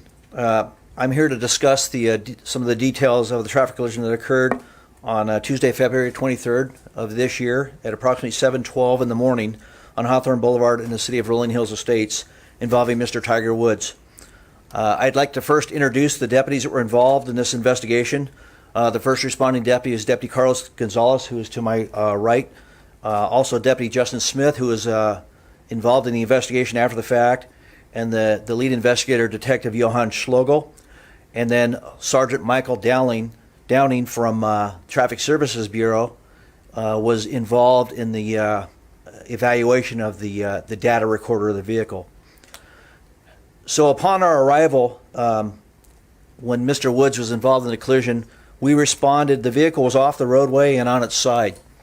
Mr. Woods was still inside the vehicle, his seatbelt was still worn, and the airbags had deployed.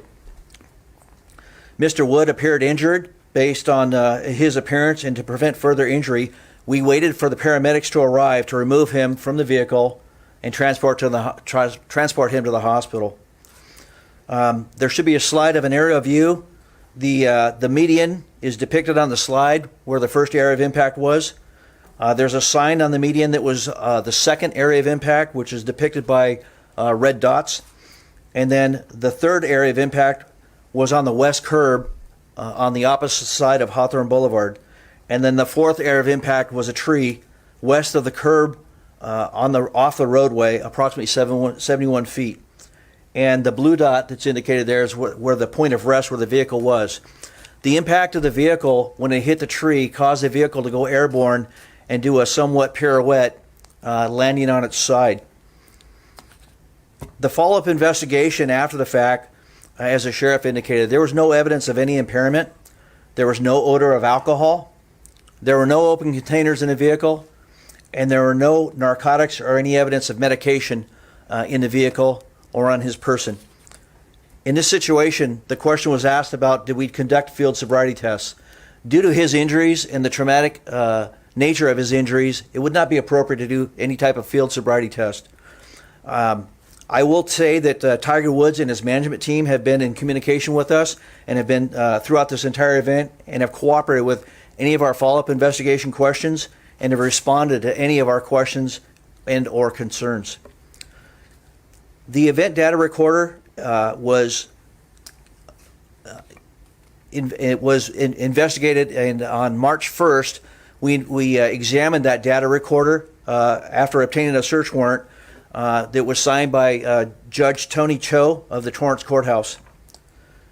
There's an airbag control unit of the data recorder that showed information that we described as Event 1 and Event 2, and a combination of Event 1 and 2.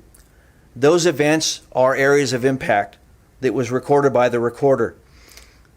The airbags were deployed, and each event shows a 5-second window, and the combination of both events show a 7-second window prior to the collision and up to the collision.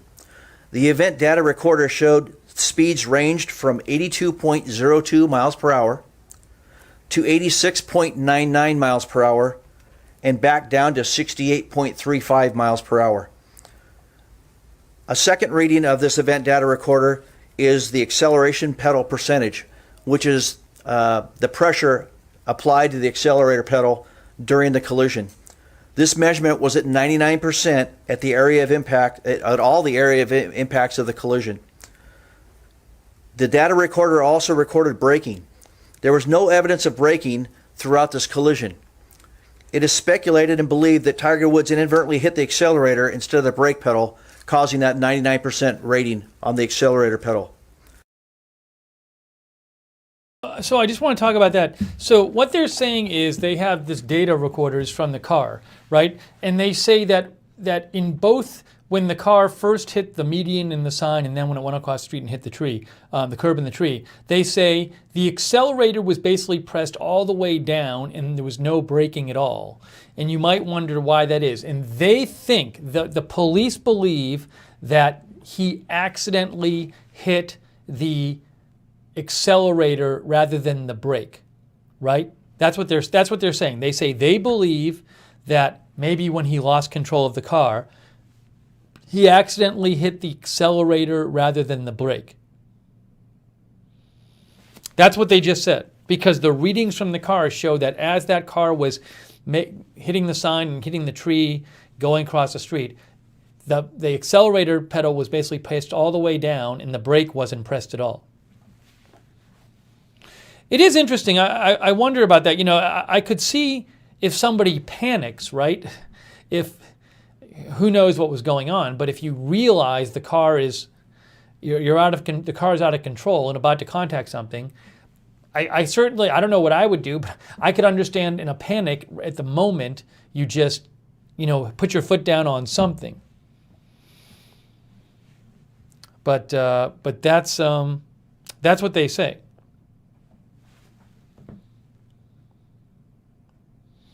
Haley, our viewer, says any other person would have been given a blood test at the hospital regardless of injury. CJSMG says it would be an odd time of day for alcohol-impaired driving. What was his speed prior to accidentally slamming on the gas pedal? it sounds like they're saying, like you're saying, did he speed up before he hit?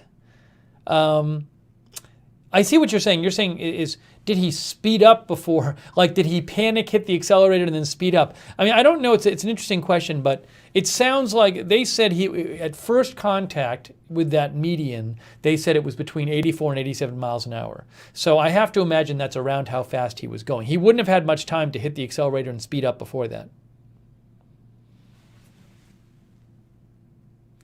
Jessica says, witness at the hotel said he was sped out of the parking lot. Well, you'll hear they actually say that the video from the hotel shows he did not speed out of the parking lot. They actually talk about that.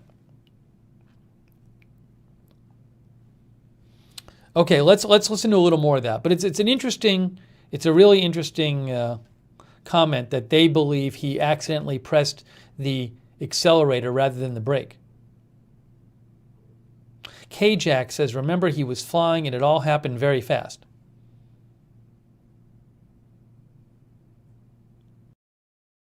Steering was also recorded, and it ranged from a -10 to 55.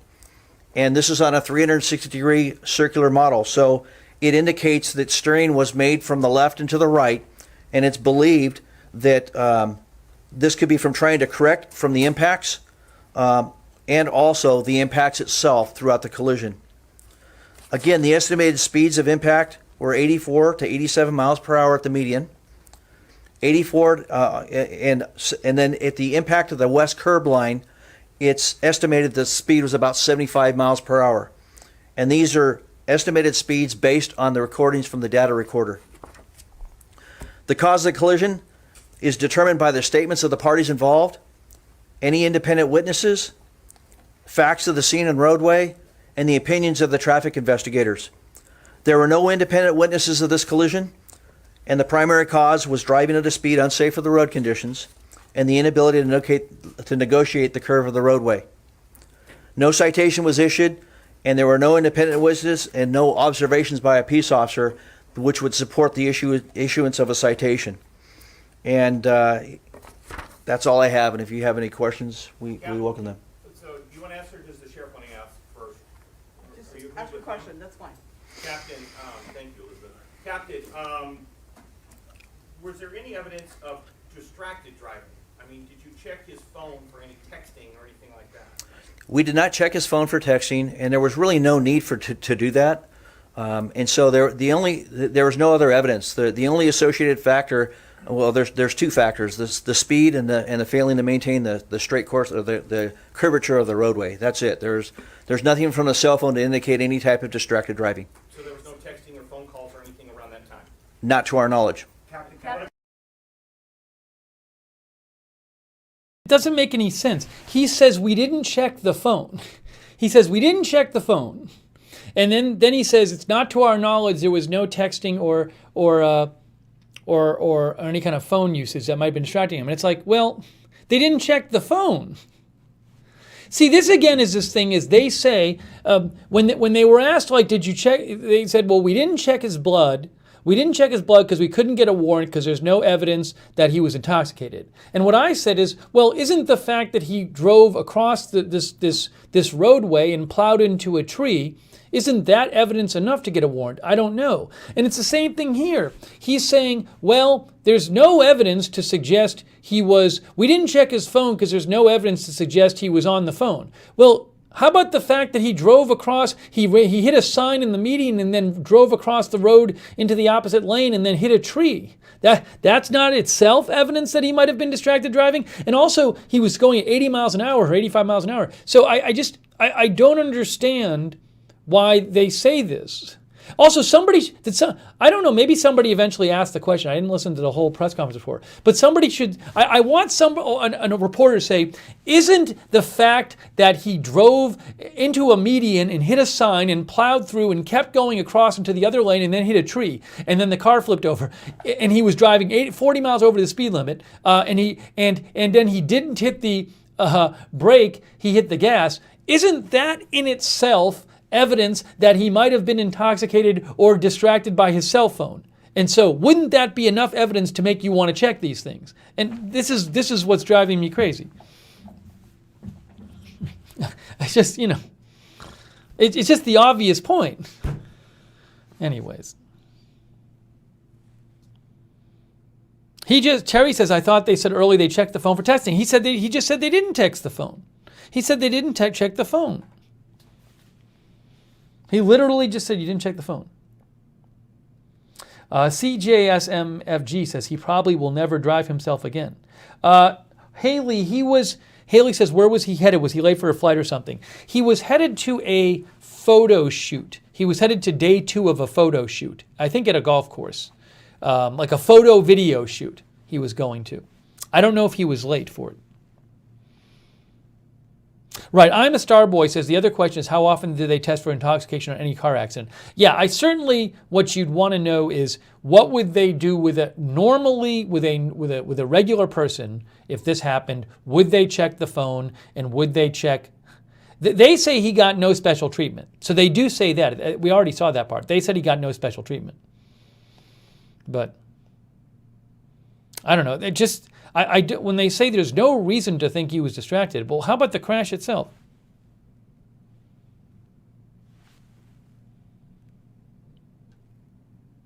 Blood work, and there was a lot made about being able to draw blood at the scene, which I know is preposterous. But the notion that you did have access to blood work at the hospital, did you seek a warrant for that at all? We did not seek a warrant because there was no indication for us to do so. And so based on all the facts, there was no evidence of any impairment or intoxication. And so in order to obtain a search warrant, you have to have probable cause to be able to articulate that. And that did not exist. So no DRE was ever even dispatched? We have our investigators out there, and they are qualified DREs. And so those questions were asked, and they're all indicated and documented in the report. Thanks, sir. Captain, can you explain this inadvertently hitting the accelerator? Can you explain that one more time? It's believed that when you panic or you have some sort of a sudden interruption while you're driving, your initial impact is your initial thought is to hit the brake, and it's believed that he may have done that, but hit the accelerator and didn't hit the brake. We don't know that. He doesn't have any recollection of the incident, and like I said, that's a speculation. There is zero braking throughout that recording of the data recorder, and it's 99% acceleration on the pedal. Captain, wouldn't it seem to be logical to check to see if Tiger Woods was perhaps distracted using his cell phone or texting before the accident? Well, I mean, it's not going to change anything. The cause of the collision was the speed and the inability to maintain the roadway. And so all it would have been is an associated factor, which wouldn't cause the collision. And our goal is to find out what the primary, like I said, that's a speculation. There is zero braking throughout that I got to listen to recording of this the again. data Hang on, I want to recorder, listen to this again. and it's 99% acceleration on the pedal. Captain, wouldn't it seem to be logical to check to see if Tiger Woods was perhaps distracted using his cell phone or texting before the accident? Well, I mean, it's not going to change. Collision was the speed and the inability to maintain the roadway. And so all it would have been is an associated factor. I don't understand this. The question was, wouldn't it make sense to check the cell phone to see if he was distracted while driving? And then the officer says, well, that wouldn't change anything because the cause was still the speed and the inability to navigate the roadway. Well, I don't know how he's using the word cause. To me, if he was on his cell phone and not paying attention, well, that could cause you to speed up and not be aware of your speed. It also could cause you to not pay attention to the roadway. So I just don't understand that answer. That doesn't make any sense what he says. He said, again, the question was, well, doesn't it make sense to check the phone? At least check the cell phone. And then he says, well, that wouldn't change anything. The cause is still the speed and the inability to navigate the roadway. But couldn't the cell, if you're distracted on your cell phone, couldn't that cause those things to happen? It's just, it's ridiculous. I just think it's ridiculous. That's a ridiculous thing to say. He's using some, it doesn't make sense what he just said. Doesn't make sense. It's ridiculous. K-Jack thinks the phone does have something to do with it. We just don't know. They didn't check the phone. But I mean, that's just bad. What he just said, it just doesn't make sense to me. Terry thinks he was texting.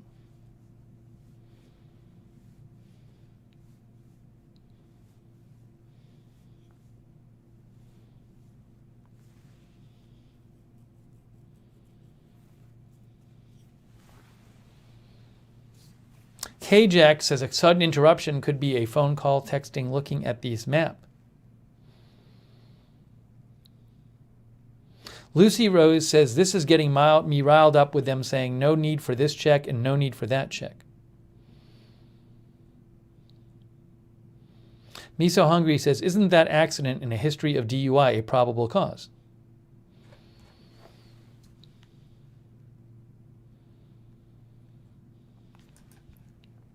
It's just, those answers from the police, I mean.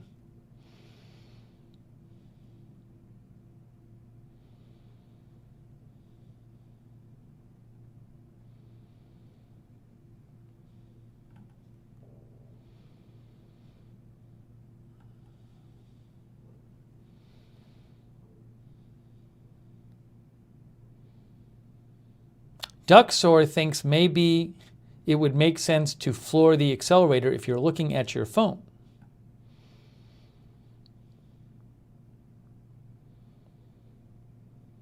Again, I have no idea what happened. So, maybe it is true that he crashed just because he lost control of the car. I just don't understand their reasoning that they're giving for not checking the phone.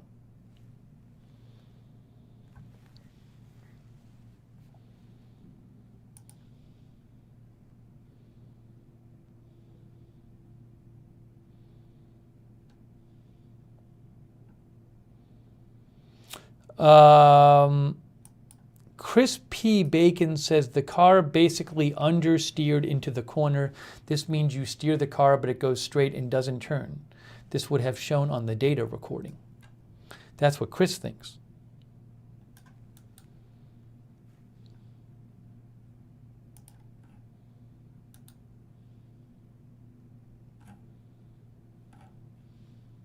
Okay, let's watch a little more of this.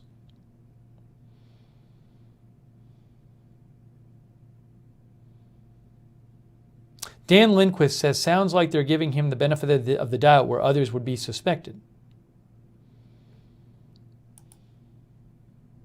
Jan Porter thinks they don't want to know.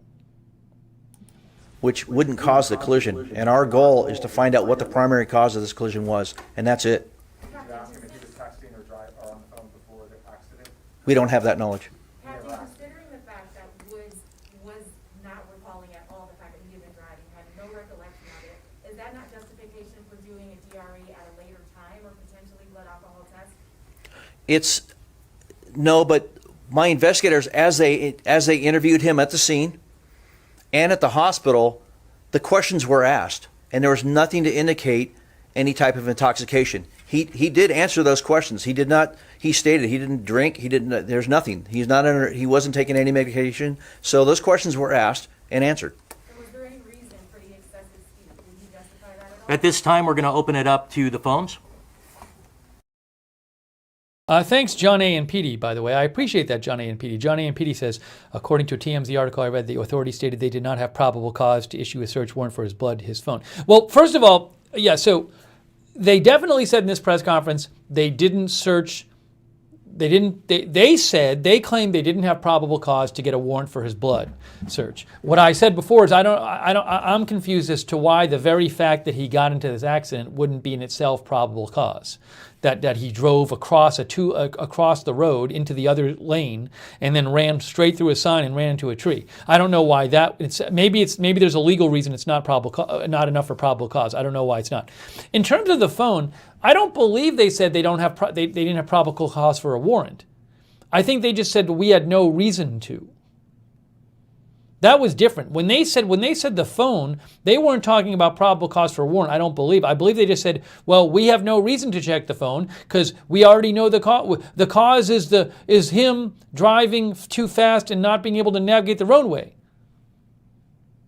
Whereas he never explained, well, I mean, it seems obvious to me that the phone could lead to that happening. So the warrant was cited for not testing the blood, but I don't believe he cited not getting a warrant as a reason to not check the phone. Hey, thank you, John A. and PD. I really appreciate that.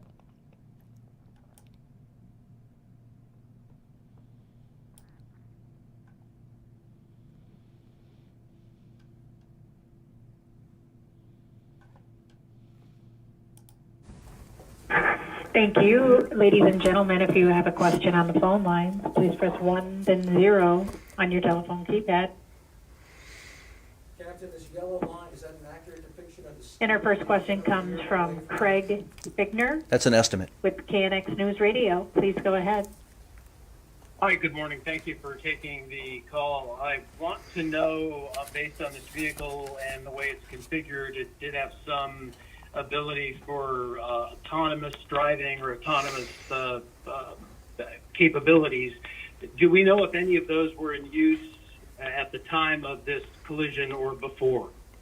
We do not know that answer to that question, and we did not retrieve any information like that from the data recorder. So they don't know if any of the vehicle's autonomous driving functions were used prior to the accident. Hang on, let me just go back and get that again. Type of intoxication. He did answer those questions. He did not. On the phone line, please press 1, then 0 on the phone line. Good morning. Thank you for taking the call. I want to know, based on this vehicle and the way it's configured, it did have some ability for autonomous driving or autonomous capabilities. Do we know if any of those were in use at the time of this collision or before? We do not know that answer to that question, and we did not retrieve any information like that from the data recorder. Captain, I think that car's equipped with cameras too. Do you know if they were rolling on this thing? Which camera, sir? I believe that car can be equipped with cameras, like a dash cam. I don't believe that car had any cameras equipped. Captain, did Woods give any reason for the excessive use of speed? No, he has no recollection of that collision, so he's not even aware of the speed until it was presented in this case. Captain, how would you describe that speed for that situation? It's unsafe for the conditions, just like the vehicle code reads. The speed limit posted is 45 miles per hour, and he was driving in excess of that, and it caused the collision, so it's unsafe. Do you know how long he was traveling at that high rate of speed before the collision? No, I do not. All I know is a 7-second window that was recovered from the recorder.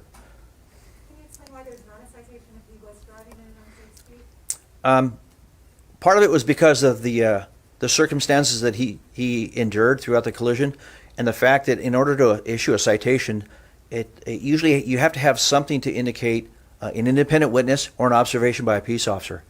And so I can't just inadvertently go out and write tickets. And I mean, you can do it, but it would be kind of, I don't want to say a waste of time, but a lot of the courts will dismiss it because it wasn't observed by a peace officer. Captain, had somebody else been injured in this crash, how different would this investigation be? What kind of questions would you have wanted answers to that you didn't look for now? Well, if there was a significant injury or a fatality, then we definitely would have investigated it further. Do you think you asked enough questions and got enough answers from Tiger Woods? Absolutely.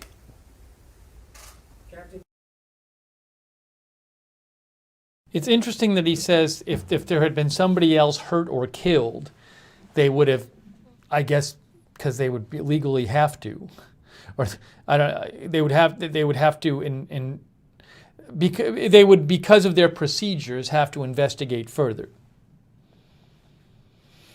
David Allen thinks this is a whitewash. He also said he doesn't believe there are cameras on that car. There was reporting that the car has cameras on it, but maybe they weren't working. I don't know.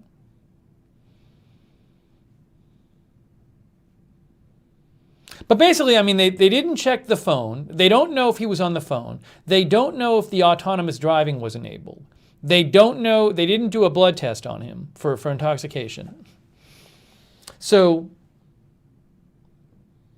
you know, there's a lot we don't know.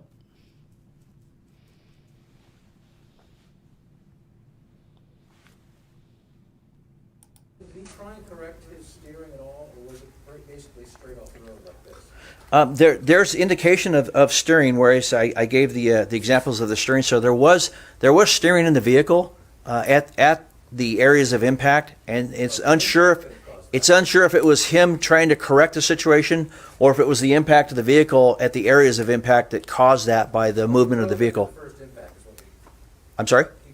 the first impact he drove right into. It wasn't even correct at all. It's a raised median, so there was impact, and it did have an impact on the vehicle.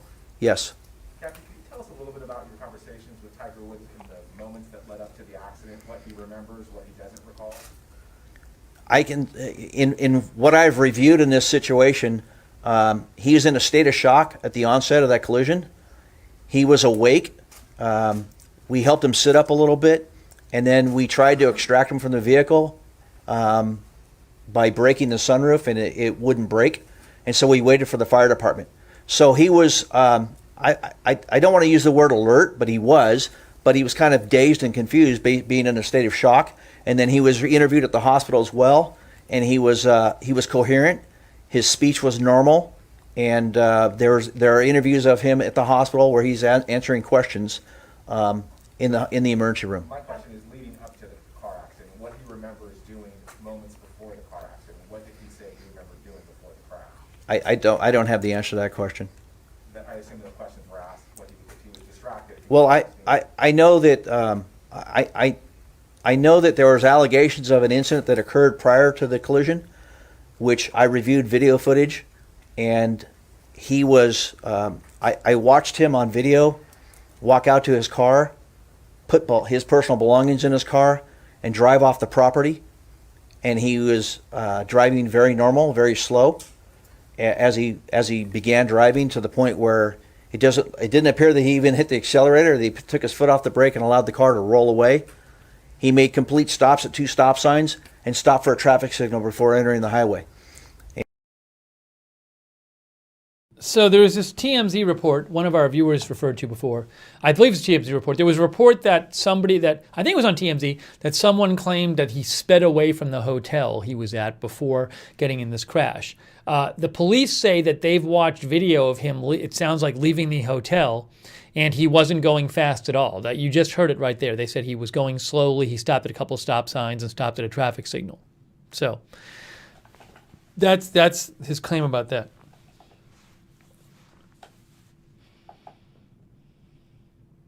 Jessica McBride says, do they think the general public is just going to take this at face value and not ask questions and be skeptical?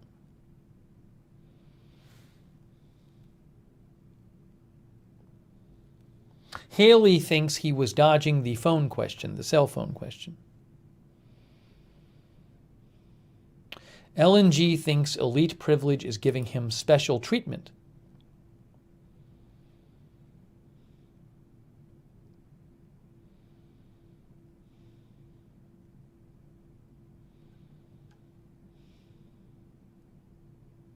Chris Bacon thinks he understeered due to his speed. That's why he went into another lane and hit the tree.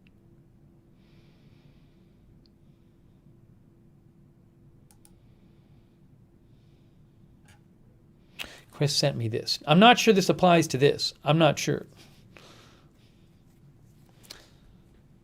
But if you look here, he was going down this hill. And instead of going this way, he just went here and went right through here, hit the median, hit the sign, and then went and hit a tree over here and ended up in here somewhere. Like this.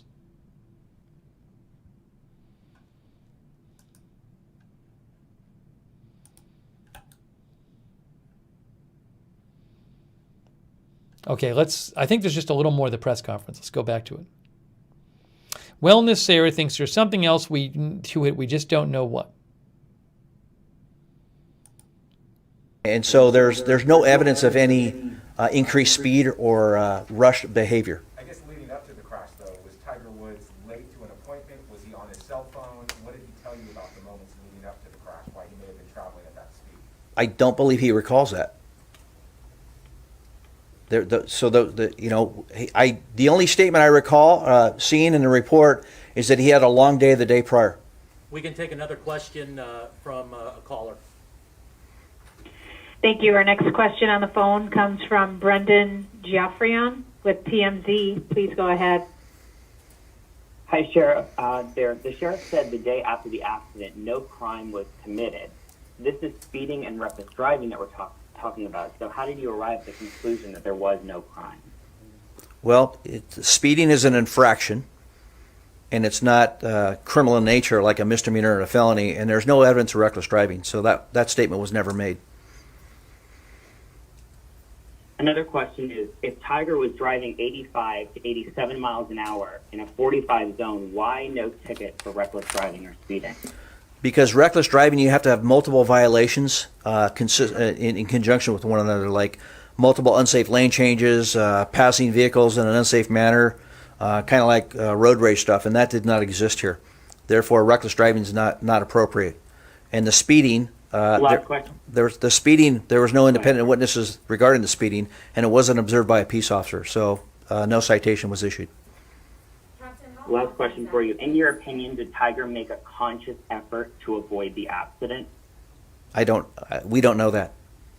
Captain, how often is that the case? Woods walked away without the citation. When you consider other drivers in crashes similar to this, how often is that the case, that they are not cited later because of the excessive speed? Each case is decided on an individual basis, case by case basis, and so in situations like this, the decision was made not to issue a citation. That's it. And why was that decision made in this case? Well, as I stated, there was no independent witness to support that saw the violation, and there was no deputy sheriffs or peace officers that witnessed the violation. Let me add to that real quick. The decision not to issue a citation would be the exact same thing for anyone in this room who went through the same situation, a solo traffic collision. There's no witness, it's an infraction only, and we're not going to issue a citation on an infraction not committed in a peace officer's presence or independent witnesses, period.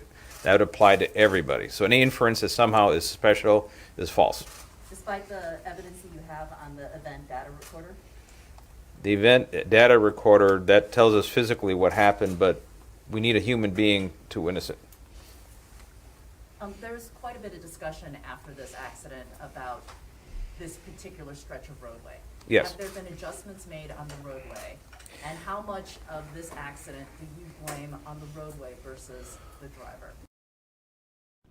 Really quick, so he was not issued a citation, and they're saying that they only issue a citation when, like, a human witness, including a police officer, actually sees the driver do something. And then there was a follow-up question that says, well, you have the car data recorder that says he was going 86 miles an hour. So the reporter said, wouldn't that be enough to issue a citation? And then he said, well, we need a human witness. So that might be true. I just don't know how the law works there. The sheriff said that, I think it was the sheriff, it might have been the other officer who said before, one of them said that they said if you give a citation to somebody where they are and there's no actual witness to what happened, that the judge would get thrown, he implied it would get thrown out of court. So I can't confirm that myself, but that's what they're saying. Let's see here.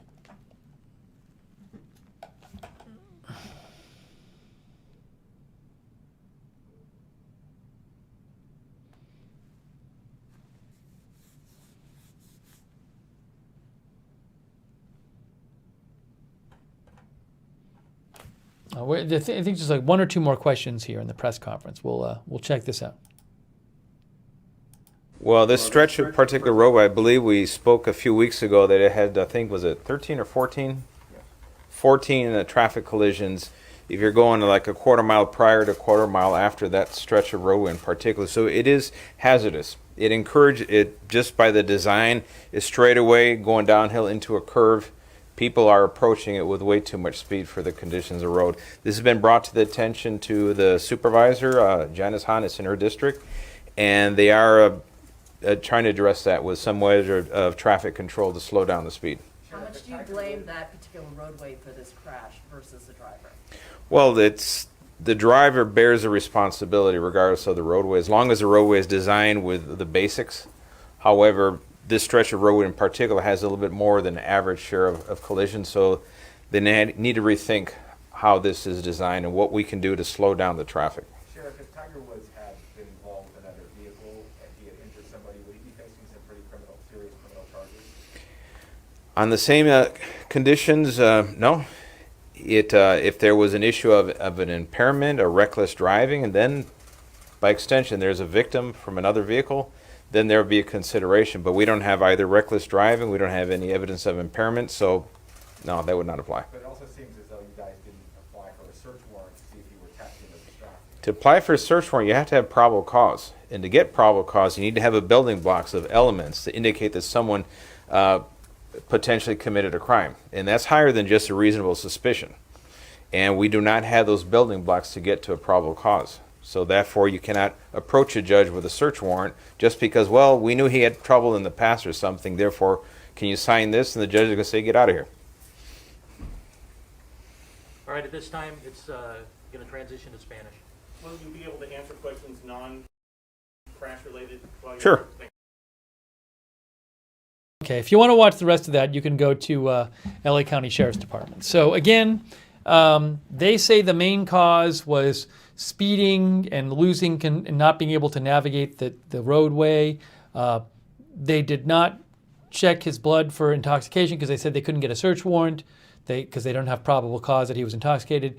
They said they didn't check his cell phone, but that didn't sound like it was a search warrant issue. I didn't really understand their explanation for not checking the cell phone. We talked about that earlier. And he was going between 84 and 87 when he made first contact with the median, and it's a 45-mile-an-hour zone. So that's what's happening. That's the basic summary. If you want to read that, you can go to, if you want to watch it again, you can go to Los Angeles County Sheriff's Department on Facebook.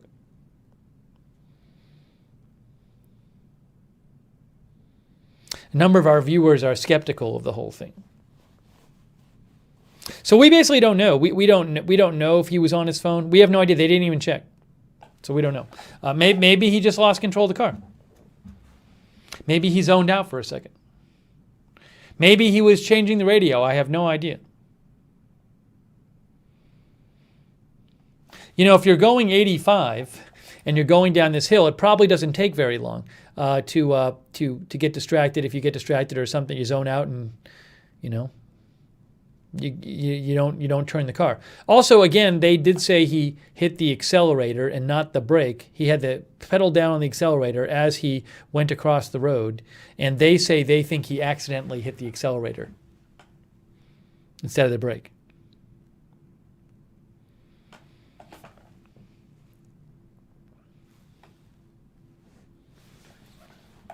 Give me a shout if you have any more comments. At Lookner on Twitter.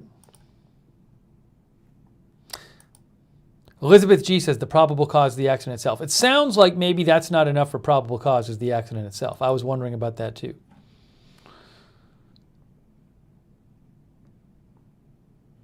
Muse says, I think people want to make sure that if the regular Joe Schmo did the same thing, the same treatment would be applied to them as Woods in this case.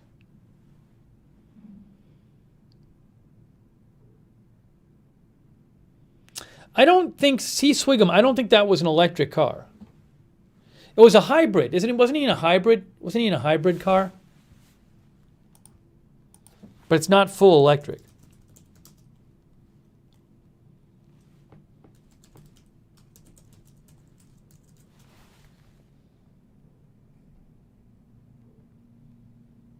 Was it a hybrid or not? Here. Forbes, inside Tiger Woods SUV. Let's see. Whoa. Why is it doing that? Why is it doing this? Why?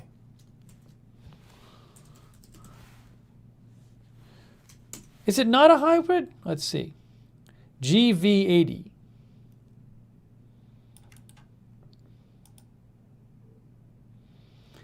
Genesis GV80. Okay. Few specs. Not a hybrid. Gasoline turbo. Doesn't say hybrid.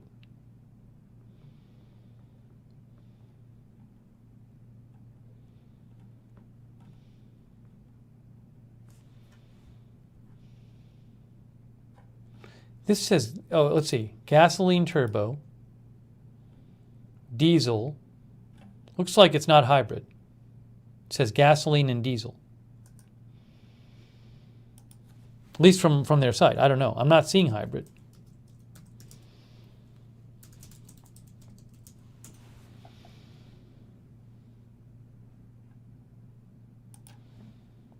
See, hybrids. I want to look up hybrid. Hybrid, this is from Edmunds. A hybrid car is gasoline fueled but doesn't rely solely on its gasoline engine for propulsion. Hybrids have electric motors that sometimes power the car in order to delay the use of the gasoline engine and save fuel. The electric motors function as generators when you press the brake, and the energy that's regenerated during braking is stored in a small battery for immediate use next time you accelerate. Do hybrids have better acceleration? I don't even know.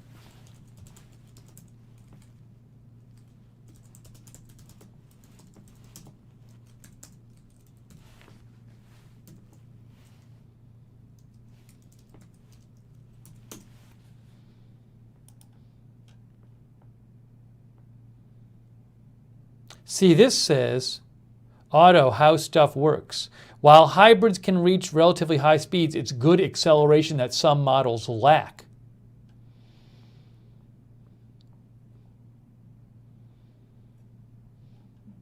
I'm not an expert on hybrids, but I don't believe they have the acceleration that like a pure electric cars can have amazing acceleration.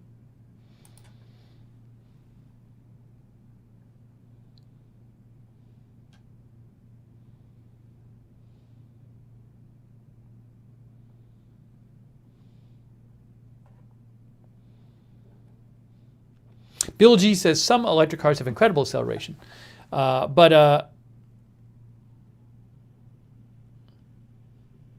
I'm not finding like an article that explains all that. But I think if you want the best acceleration, you go with the full electric, not the hybrid. That's the general thought. SC says electric engines have extremely good acceleration, but some hybrids are more for economy models.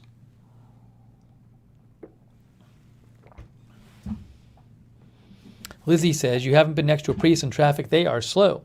Hey, thanks to our mods, by the way. Lizzie is there modding.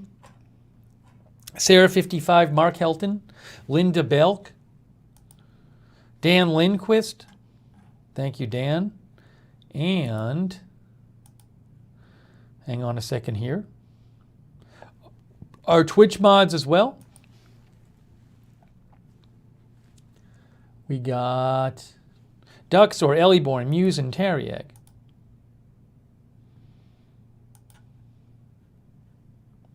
And we are doing a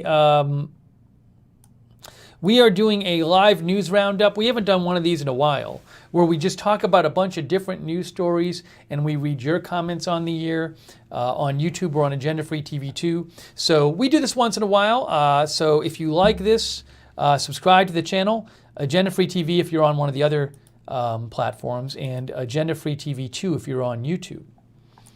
And hey, thanks to the people who donated too, because that is what allows me to do coverage and do news coverage full time. So I really appreciate it. If you do want to donate, you can always go to agendafree.tv, agendafree.tv.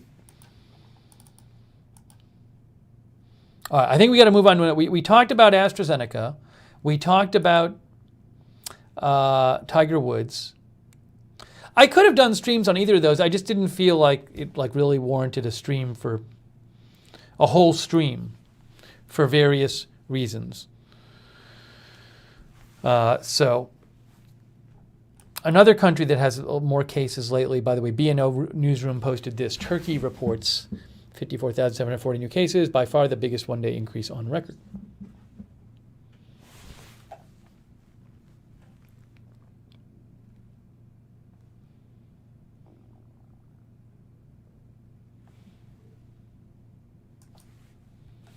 Okay, let's move on.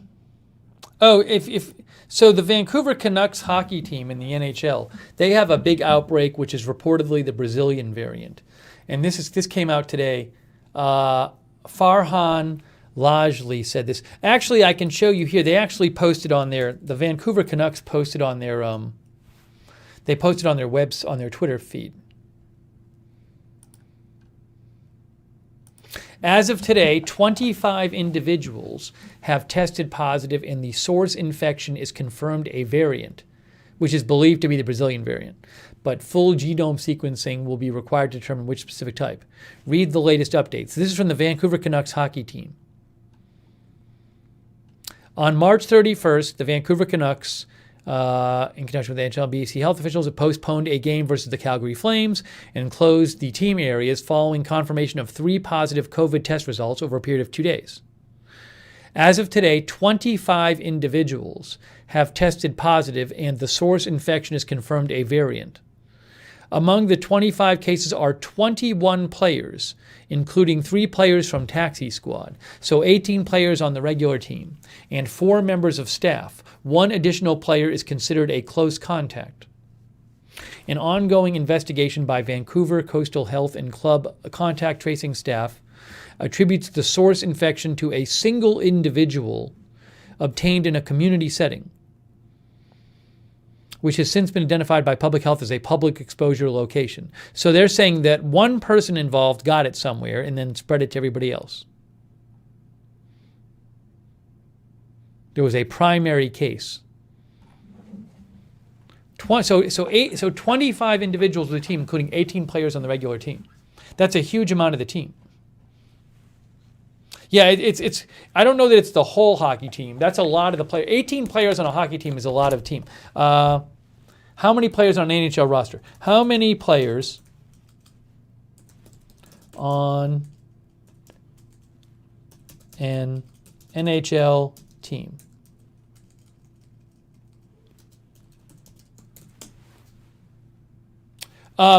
NHL teams carry a maximum of 23 players on their roster.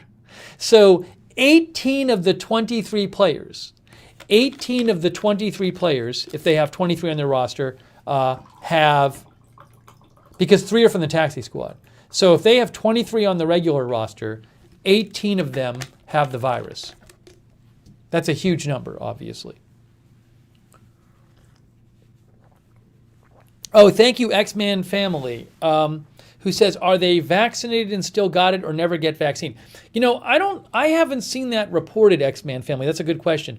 I'll say this, I don't know that's not information that I don't think they have to release. I assume it's a private thing if the players want it to be private. So I don't know, but that's a good question as to whether any of the players had gotten vaccinated. I mean, getting vaccinated does not 100% guarantee you won't test positive. But I don't know if any of them had gotten vaccinated.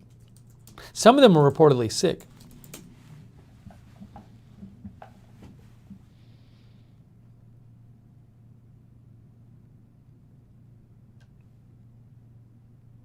I don't know.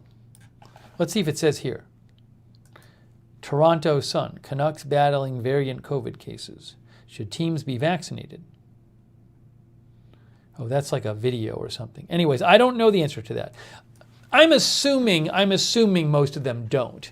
If they're testing positive, if the team got vaccinated, I have a hard time believing 18 of them would test positive. Hey, thanks X-Man Family for your support. I appreciate that.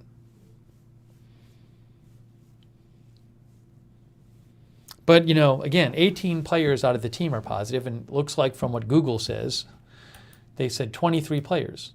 Where did I look that up? Hockey Answered. Hockey Answered says NHL team is allowed to carry a maximum of 23 players on their playing roster. Let's see another hockey. NHL, there may be a maximum of 23 players on each club's playing roster at any one time. 23 players.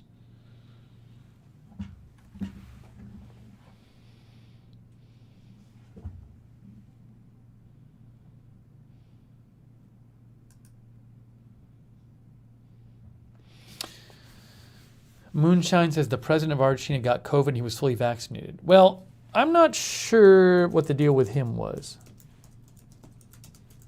And also, what vaccine did he take? Did he take the Sputnik vaccine?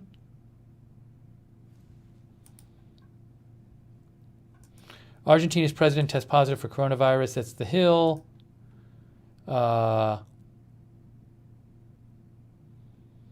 Yeah, CNN notes it's still possibly to be infected by the virus after receiving a shot of a vaccine. That's true.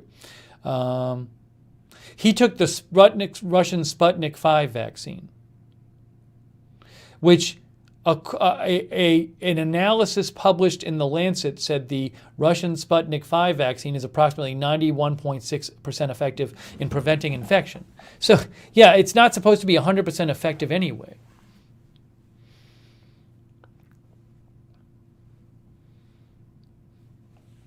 The Moscow-based institute that developed the Sputnik vaccine says it's supposed to be 100% effective against severe cases. I don't believe he's severe. He had a temperature of around 99 degrees. Yeah, the big thing about the vaccines isn't so much, I mean, what they're designed for is to keep you from getting sick, not to keep you from testing positive. Although it looks like that's an effect of them, that they prevent you from actually getting it and giving it to somebody else. Oh, thanks so much. Hey, Duster Singer. I appreciate all your support, Duster Singer. Duster Singer is probably watching on Facebook. Yes. Hey, thanks, Duster, for all your support. That's very kind of you. Duster Singer, thank you. C. Michelle Sparks says, we really need to kick out as much vaccine as possible. She means just get it to more people.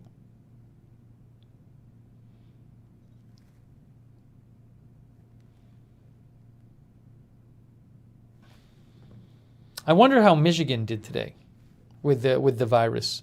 They've been having a lot of problems in Michigan.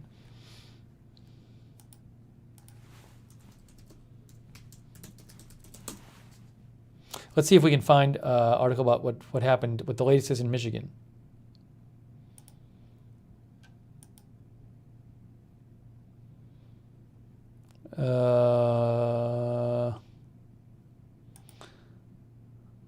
Detroit Free Press says Michigan reports 8,000 new cases, 30 deaths, 23% of people 16 plus fully vaccinated. Okay.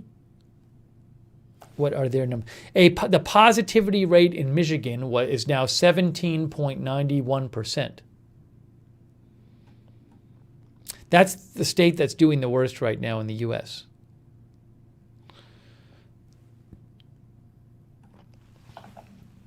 Let's go look at Worldometer here.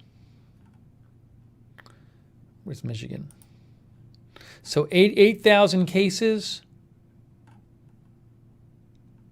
So that would be, if I draw the line here, that line would look like this. I'm going to draw the extra line on the chart there.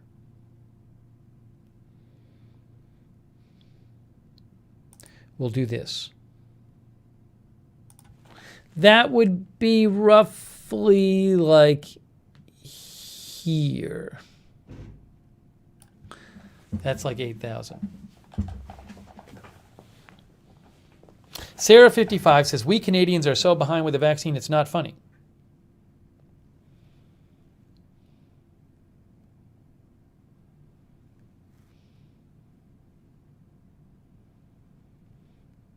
Porcupine Pancake asked about Canada. Yeah, so they did. There was a Ontario lockdown announced. 30 deaths is around. They announced 30 deaths today in Michigan. That looks like similar to what they've been getting lately. Some days they've had more.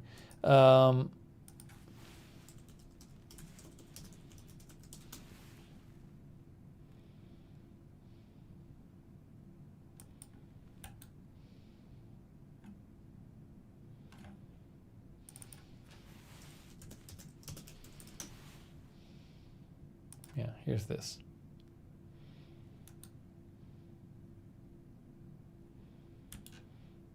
Ontario imposed a stay-at-home order as COVID cases surge, but stopped short of instituting paid sick days.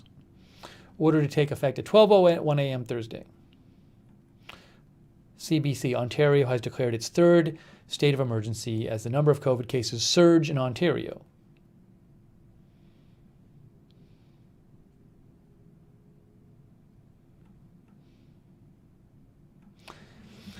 The stay-at-home order requires all Ontarians to remain at home except for essential purposes. Wow. Non-essential retailers will be limited to curbside pickup and delivery.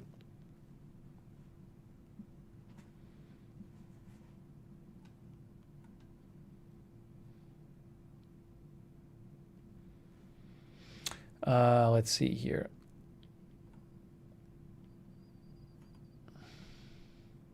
Yeah, there's the new cases of COVID graph from the CBC for Ontario.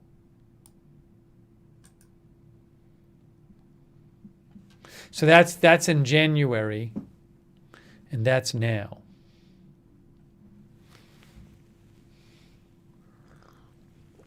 Yeah, and Salty, we mentioned India earlier.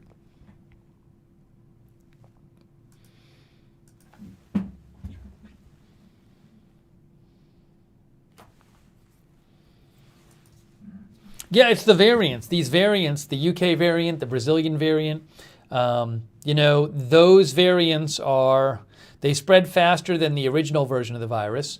It's believed that they're more lethal. We're hearing reports about people being sicker earlier, especially younger people. So even though, and also I know the Brazilian variant can infect people who already had COVID originally, because it can overcome the body's the immunity the body builds up to COVID after getting it originally. So, yeah, I mean that's what's going on. Is you have these variants, even in places where some people have been vaccinated. The variants are spreading really fast.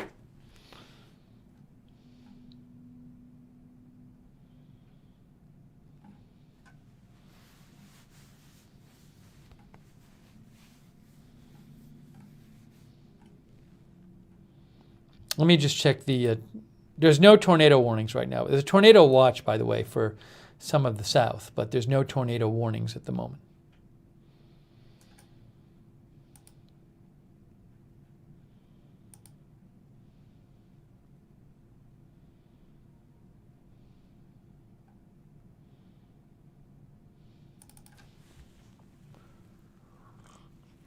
And Miss Lobo Bob talks about the Brazilian variant in British Columbia.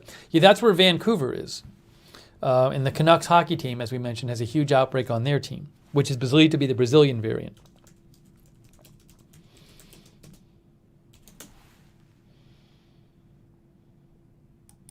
Here's an article right there. COVID variant from Brazil has taken hold in Canada. It is more contagious and is sending younger patients to hospitals. It's from Wall Street Journal. Canada's West Province of British Columbia is struggling to contain the spread of a highly contagious variant originated in Brazil. Epidemiologists say Canada's relatively slow vaccination rollout could leave it vulnerable to wider spread.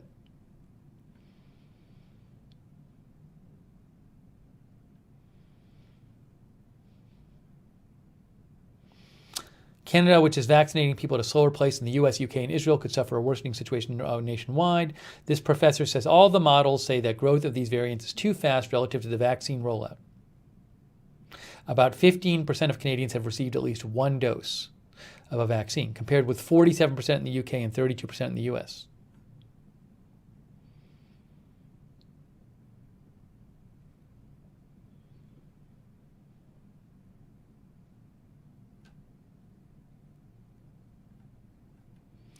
Okay.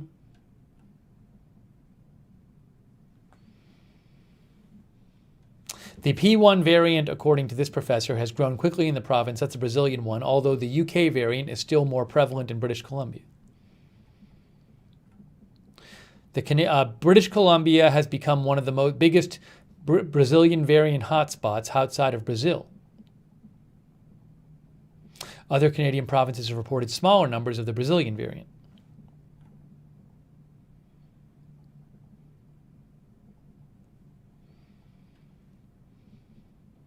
Oh, now the Vancouver Canucks says, I guess this says 26-person roster. They might have a larger roster this year because of the COVID situation. So 18 players now have tested positive for the Canucks. So maybe they have a 26-person roster, not 23.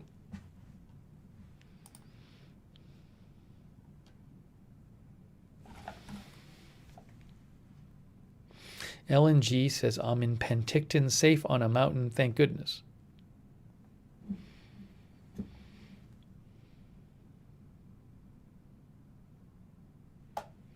Denise Horton says, I'm on Vancouver Island. I don't go anywhere. 13 months now. Yeah, we have a bunch of Canadian viewers.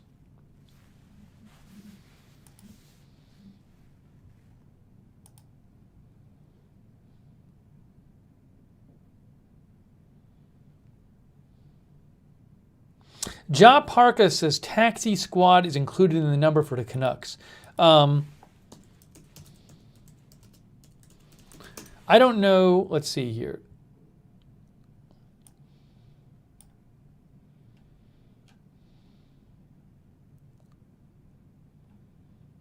Yeah, I'd like to see an article that mentions what the total roster size is, including the taxi squad. I don't know.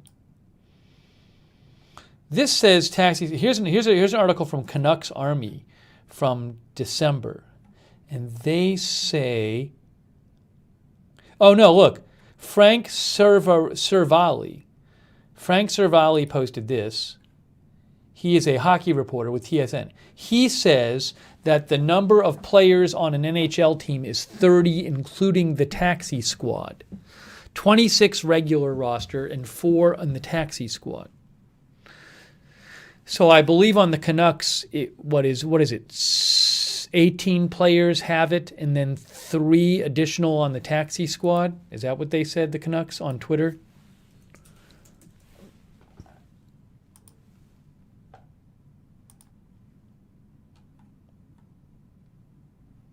Yeah, 21 of the 30 players have it. 21 of their 30 players have it. 70% of the team has tested positive.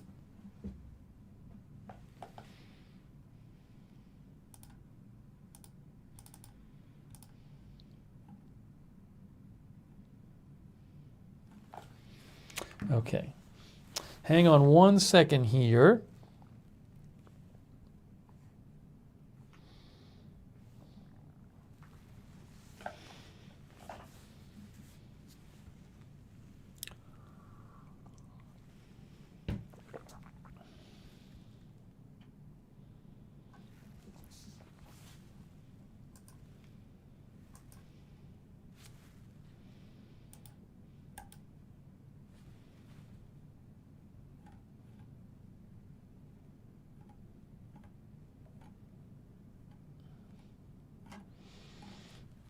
Okay, here's what I think I'm going to do.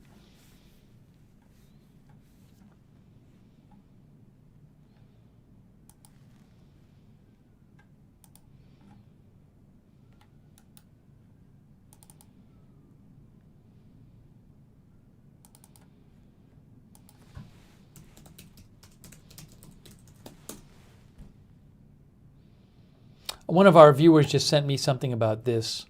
I was reading about something at the Anne Marie. I was reading about something at the embassy in the Myanmar embassy in the UK.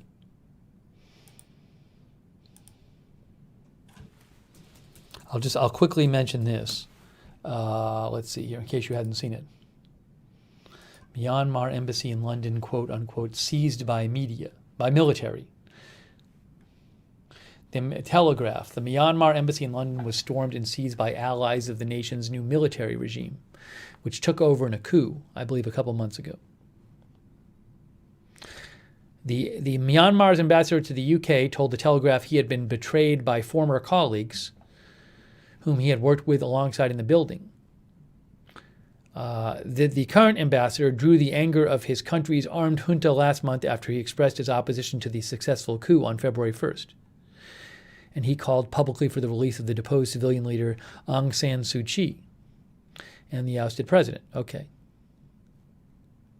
So they're no longer allowing the ambassador to the UK to enter the embassy in the UK because they feel it looks like because they feel he was disloyal. He says they are refusing to let me inside. There he is standing outside the embassy.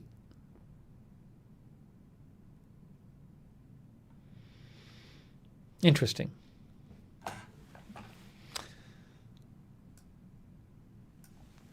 Okay, I think what I'm going to do is I think I am going to eat something now. I'm going to wrap this up and eat something.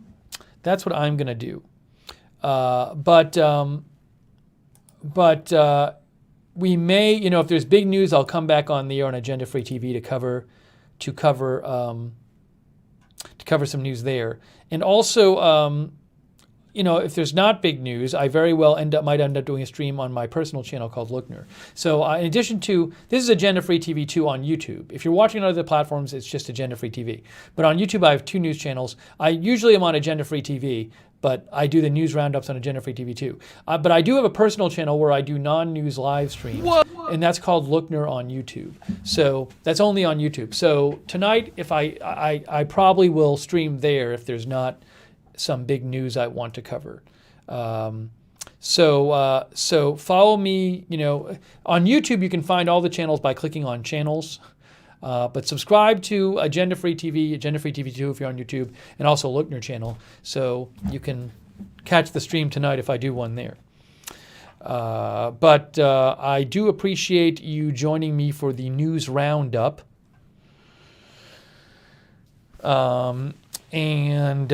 Sometimes when there's not like one big story, we do the news roundup here. So keep an eye out for news roundup. Also, you could follow me on Twitter for breaking news updates. That's where I post breaking news updates on Twitter, at Lookner on Twitter. So here I am, at Lookner. Follow me there for breaking news updates.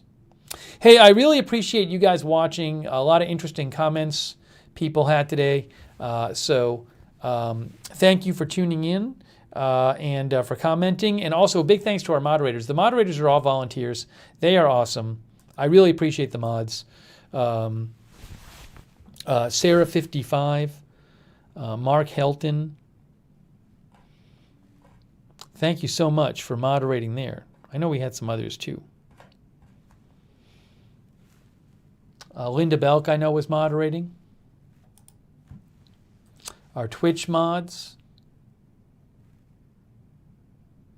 Duxor, Ellieborn, Muse, Tariag. Bud Green, Dan Lindquist. Thanks to our mods. Thank you. Thanks, Karch Caprilius. That's very kind of you. Thank you, Karch Caprilius. Yeah, thanks to everybody who donated too. That is really nice of you guys. So I really appreciate that because that's what lets me do the channel. So So thank you, Karch and everybody else who donated. That's really cool of you.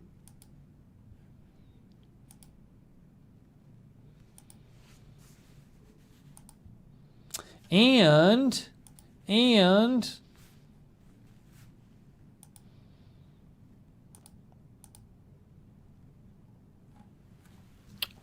if anybody's interested in being a volunteer moderator, you can ask the mods for more information about that. That would be awesome. We can always use more mods, so thank you. Thanks to everybody watching on Twitter as well.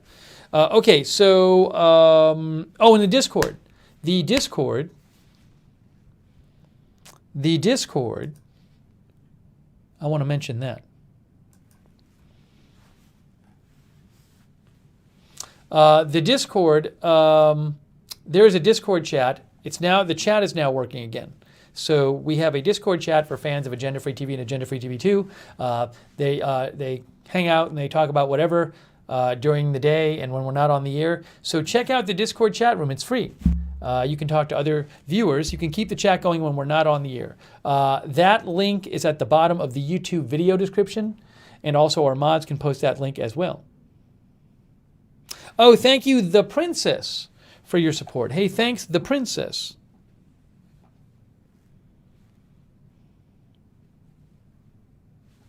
I appreciate that. All right, I'm going to thank the viewers. Thanks to our viewers who were watching. Muse. No, Muse is one of our moderators.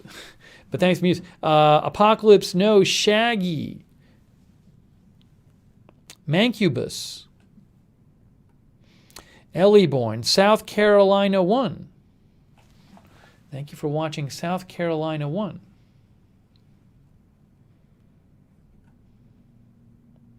The Thief in the Night. Sea Swigum, Long Meat Mate, Parka, Miss Naru, and our other Twitch viewers. Thanks to all of our Twitch viewers for watching. Thanks also to our Facebook viewers. Duster Singer, thanks for watching. Marnie Pixley. Julie Socket. Audrey Hoffman Burbank. Thanks for watching there. Karen Mitchell. Paul Beddard.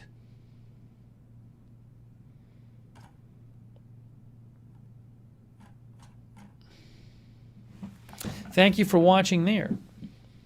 Oh, The Princess. The Princess. That's true. It's not The Princess. The Princess, says SC. That's true. Thanks to all of our other Facebook viewers, too. Thanks to our Twitter viewers, too. Thanks, Twitter viewers, for watching. And thanks to our YouTube viewers, David Allen, Paula McClennan, C. Michelle Sparks, Brendan Bruman, Darren Markley, Madison GSC, Selah Mystic, Honey Herzo, Aries Pyork, Mark Warling, thank you, Mark, for watching, Casimiera, Mira, Melissa McQueen, Lauren Isquak, Snookerstone, Shadow Rider, Gigi, Lynn Smith,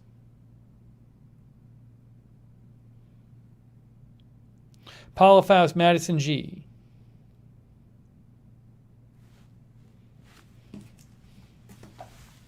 Denise Horton, Aries Pyork, Rhonda Reynolds, Rosemary Randolph, Diana L., Miso Hungry, Bill G., and all our other viewers there. Gabby Kiwi. All right, guys. So we very well might be streaming later on one of the channels after I eat, but I'm going to go eat something. All right, guys. Thank you for joining us for this live news roundup. Good seeing you and good hearing from you. And we will see you with more live news coverage on Agenda Free TV and Agenda Free TV 2. See you soon.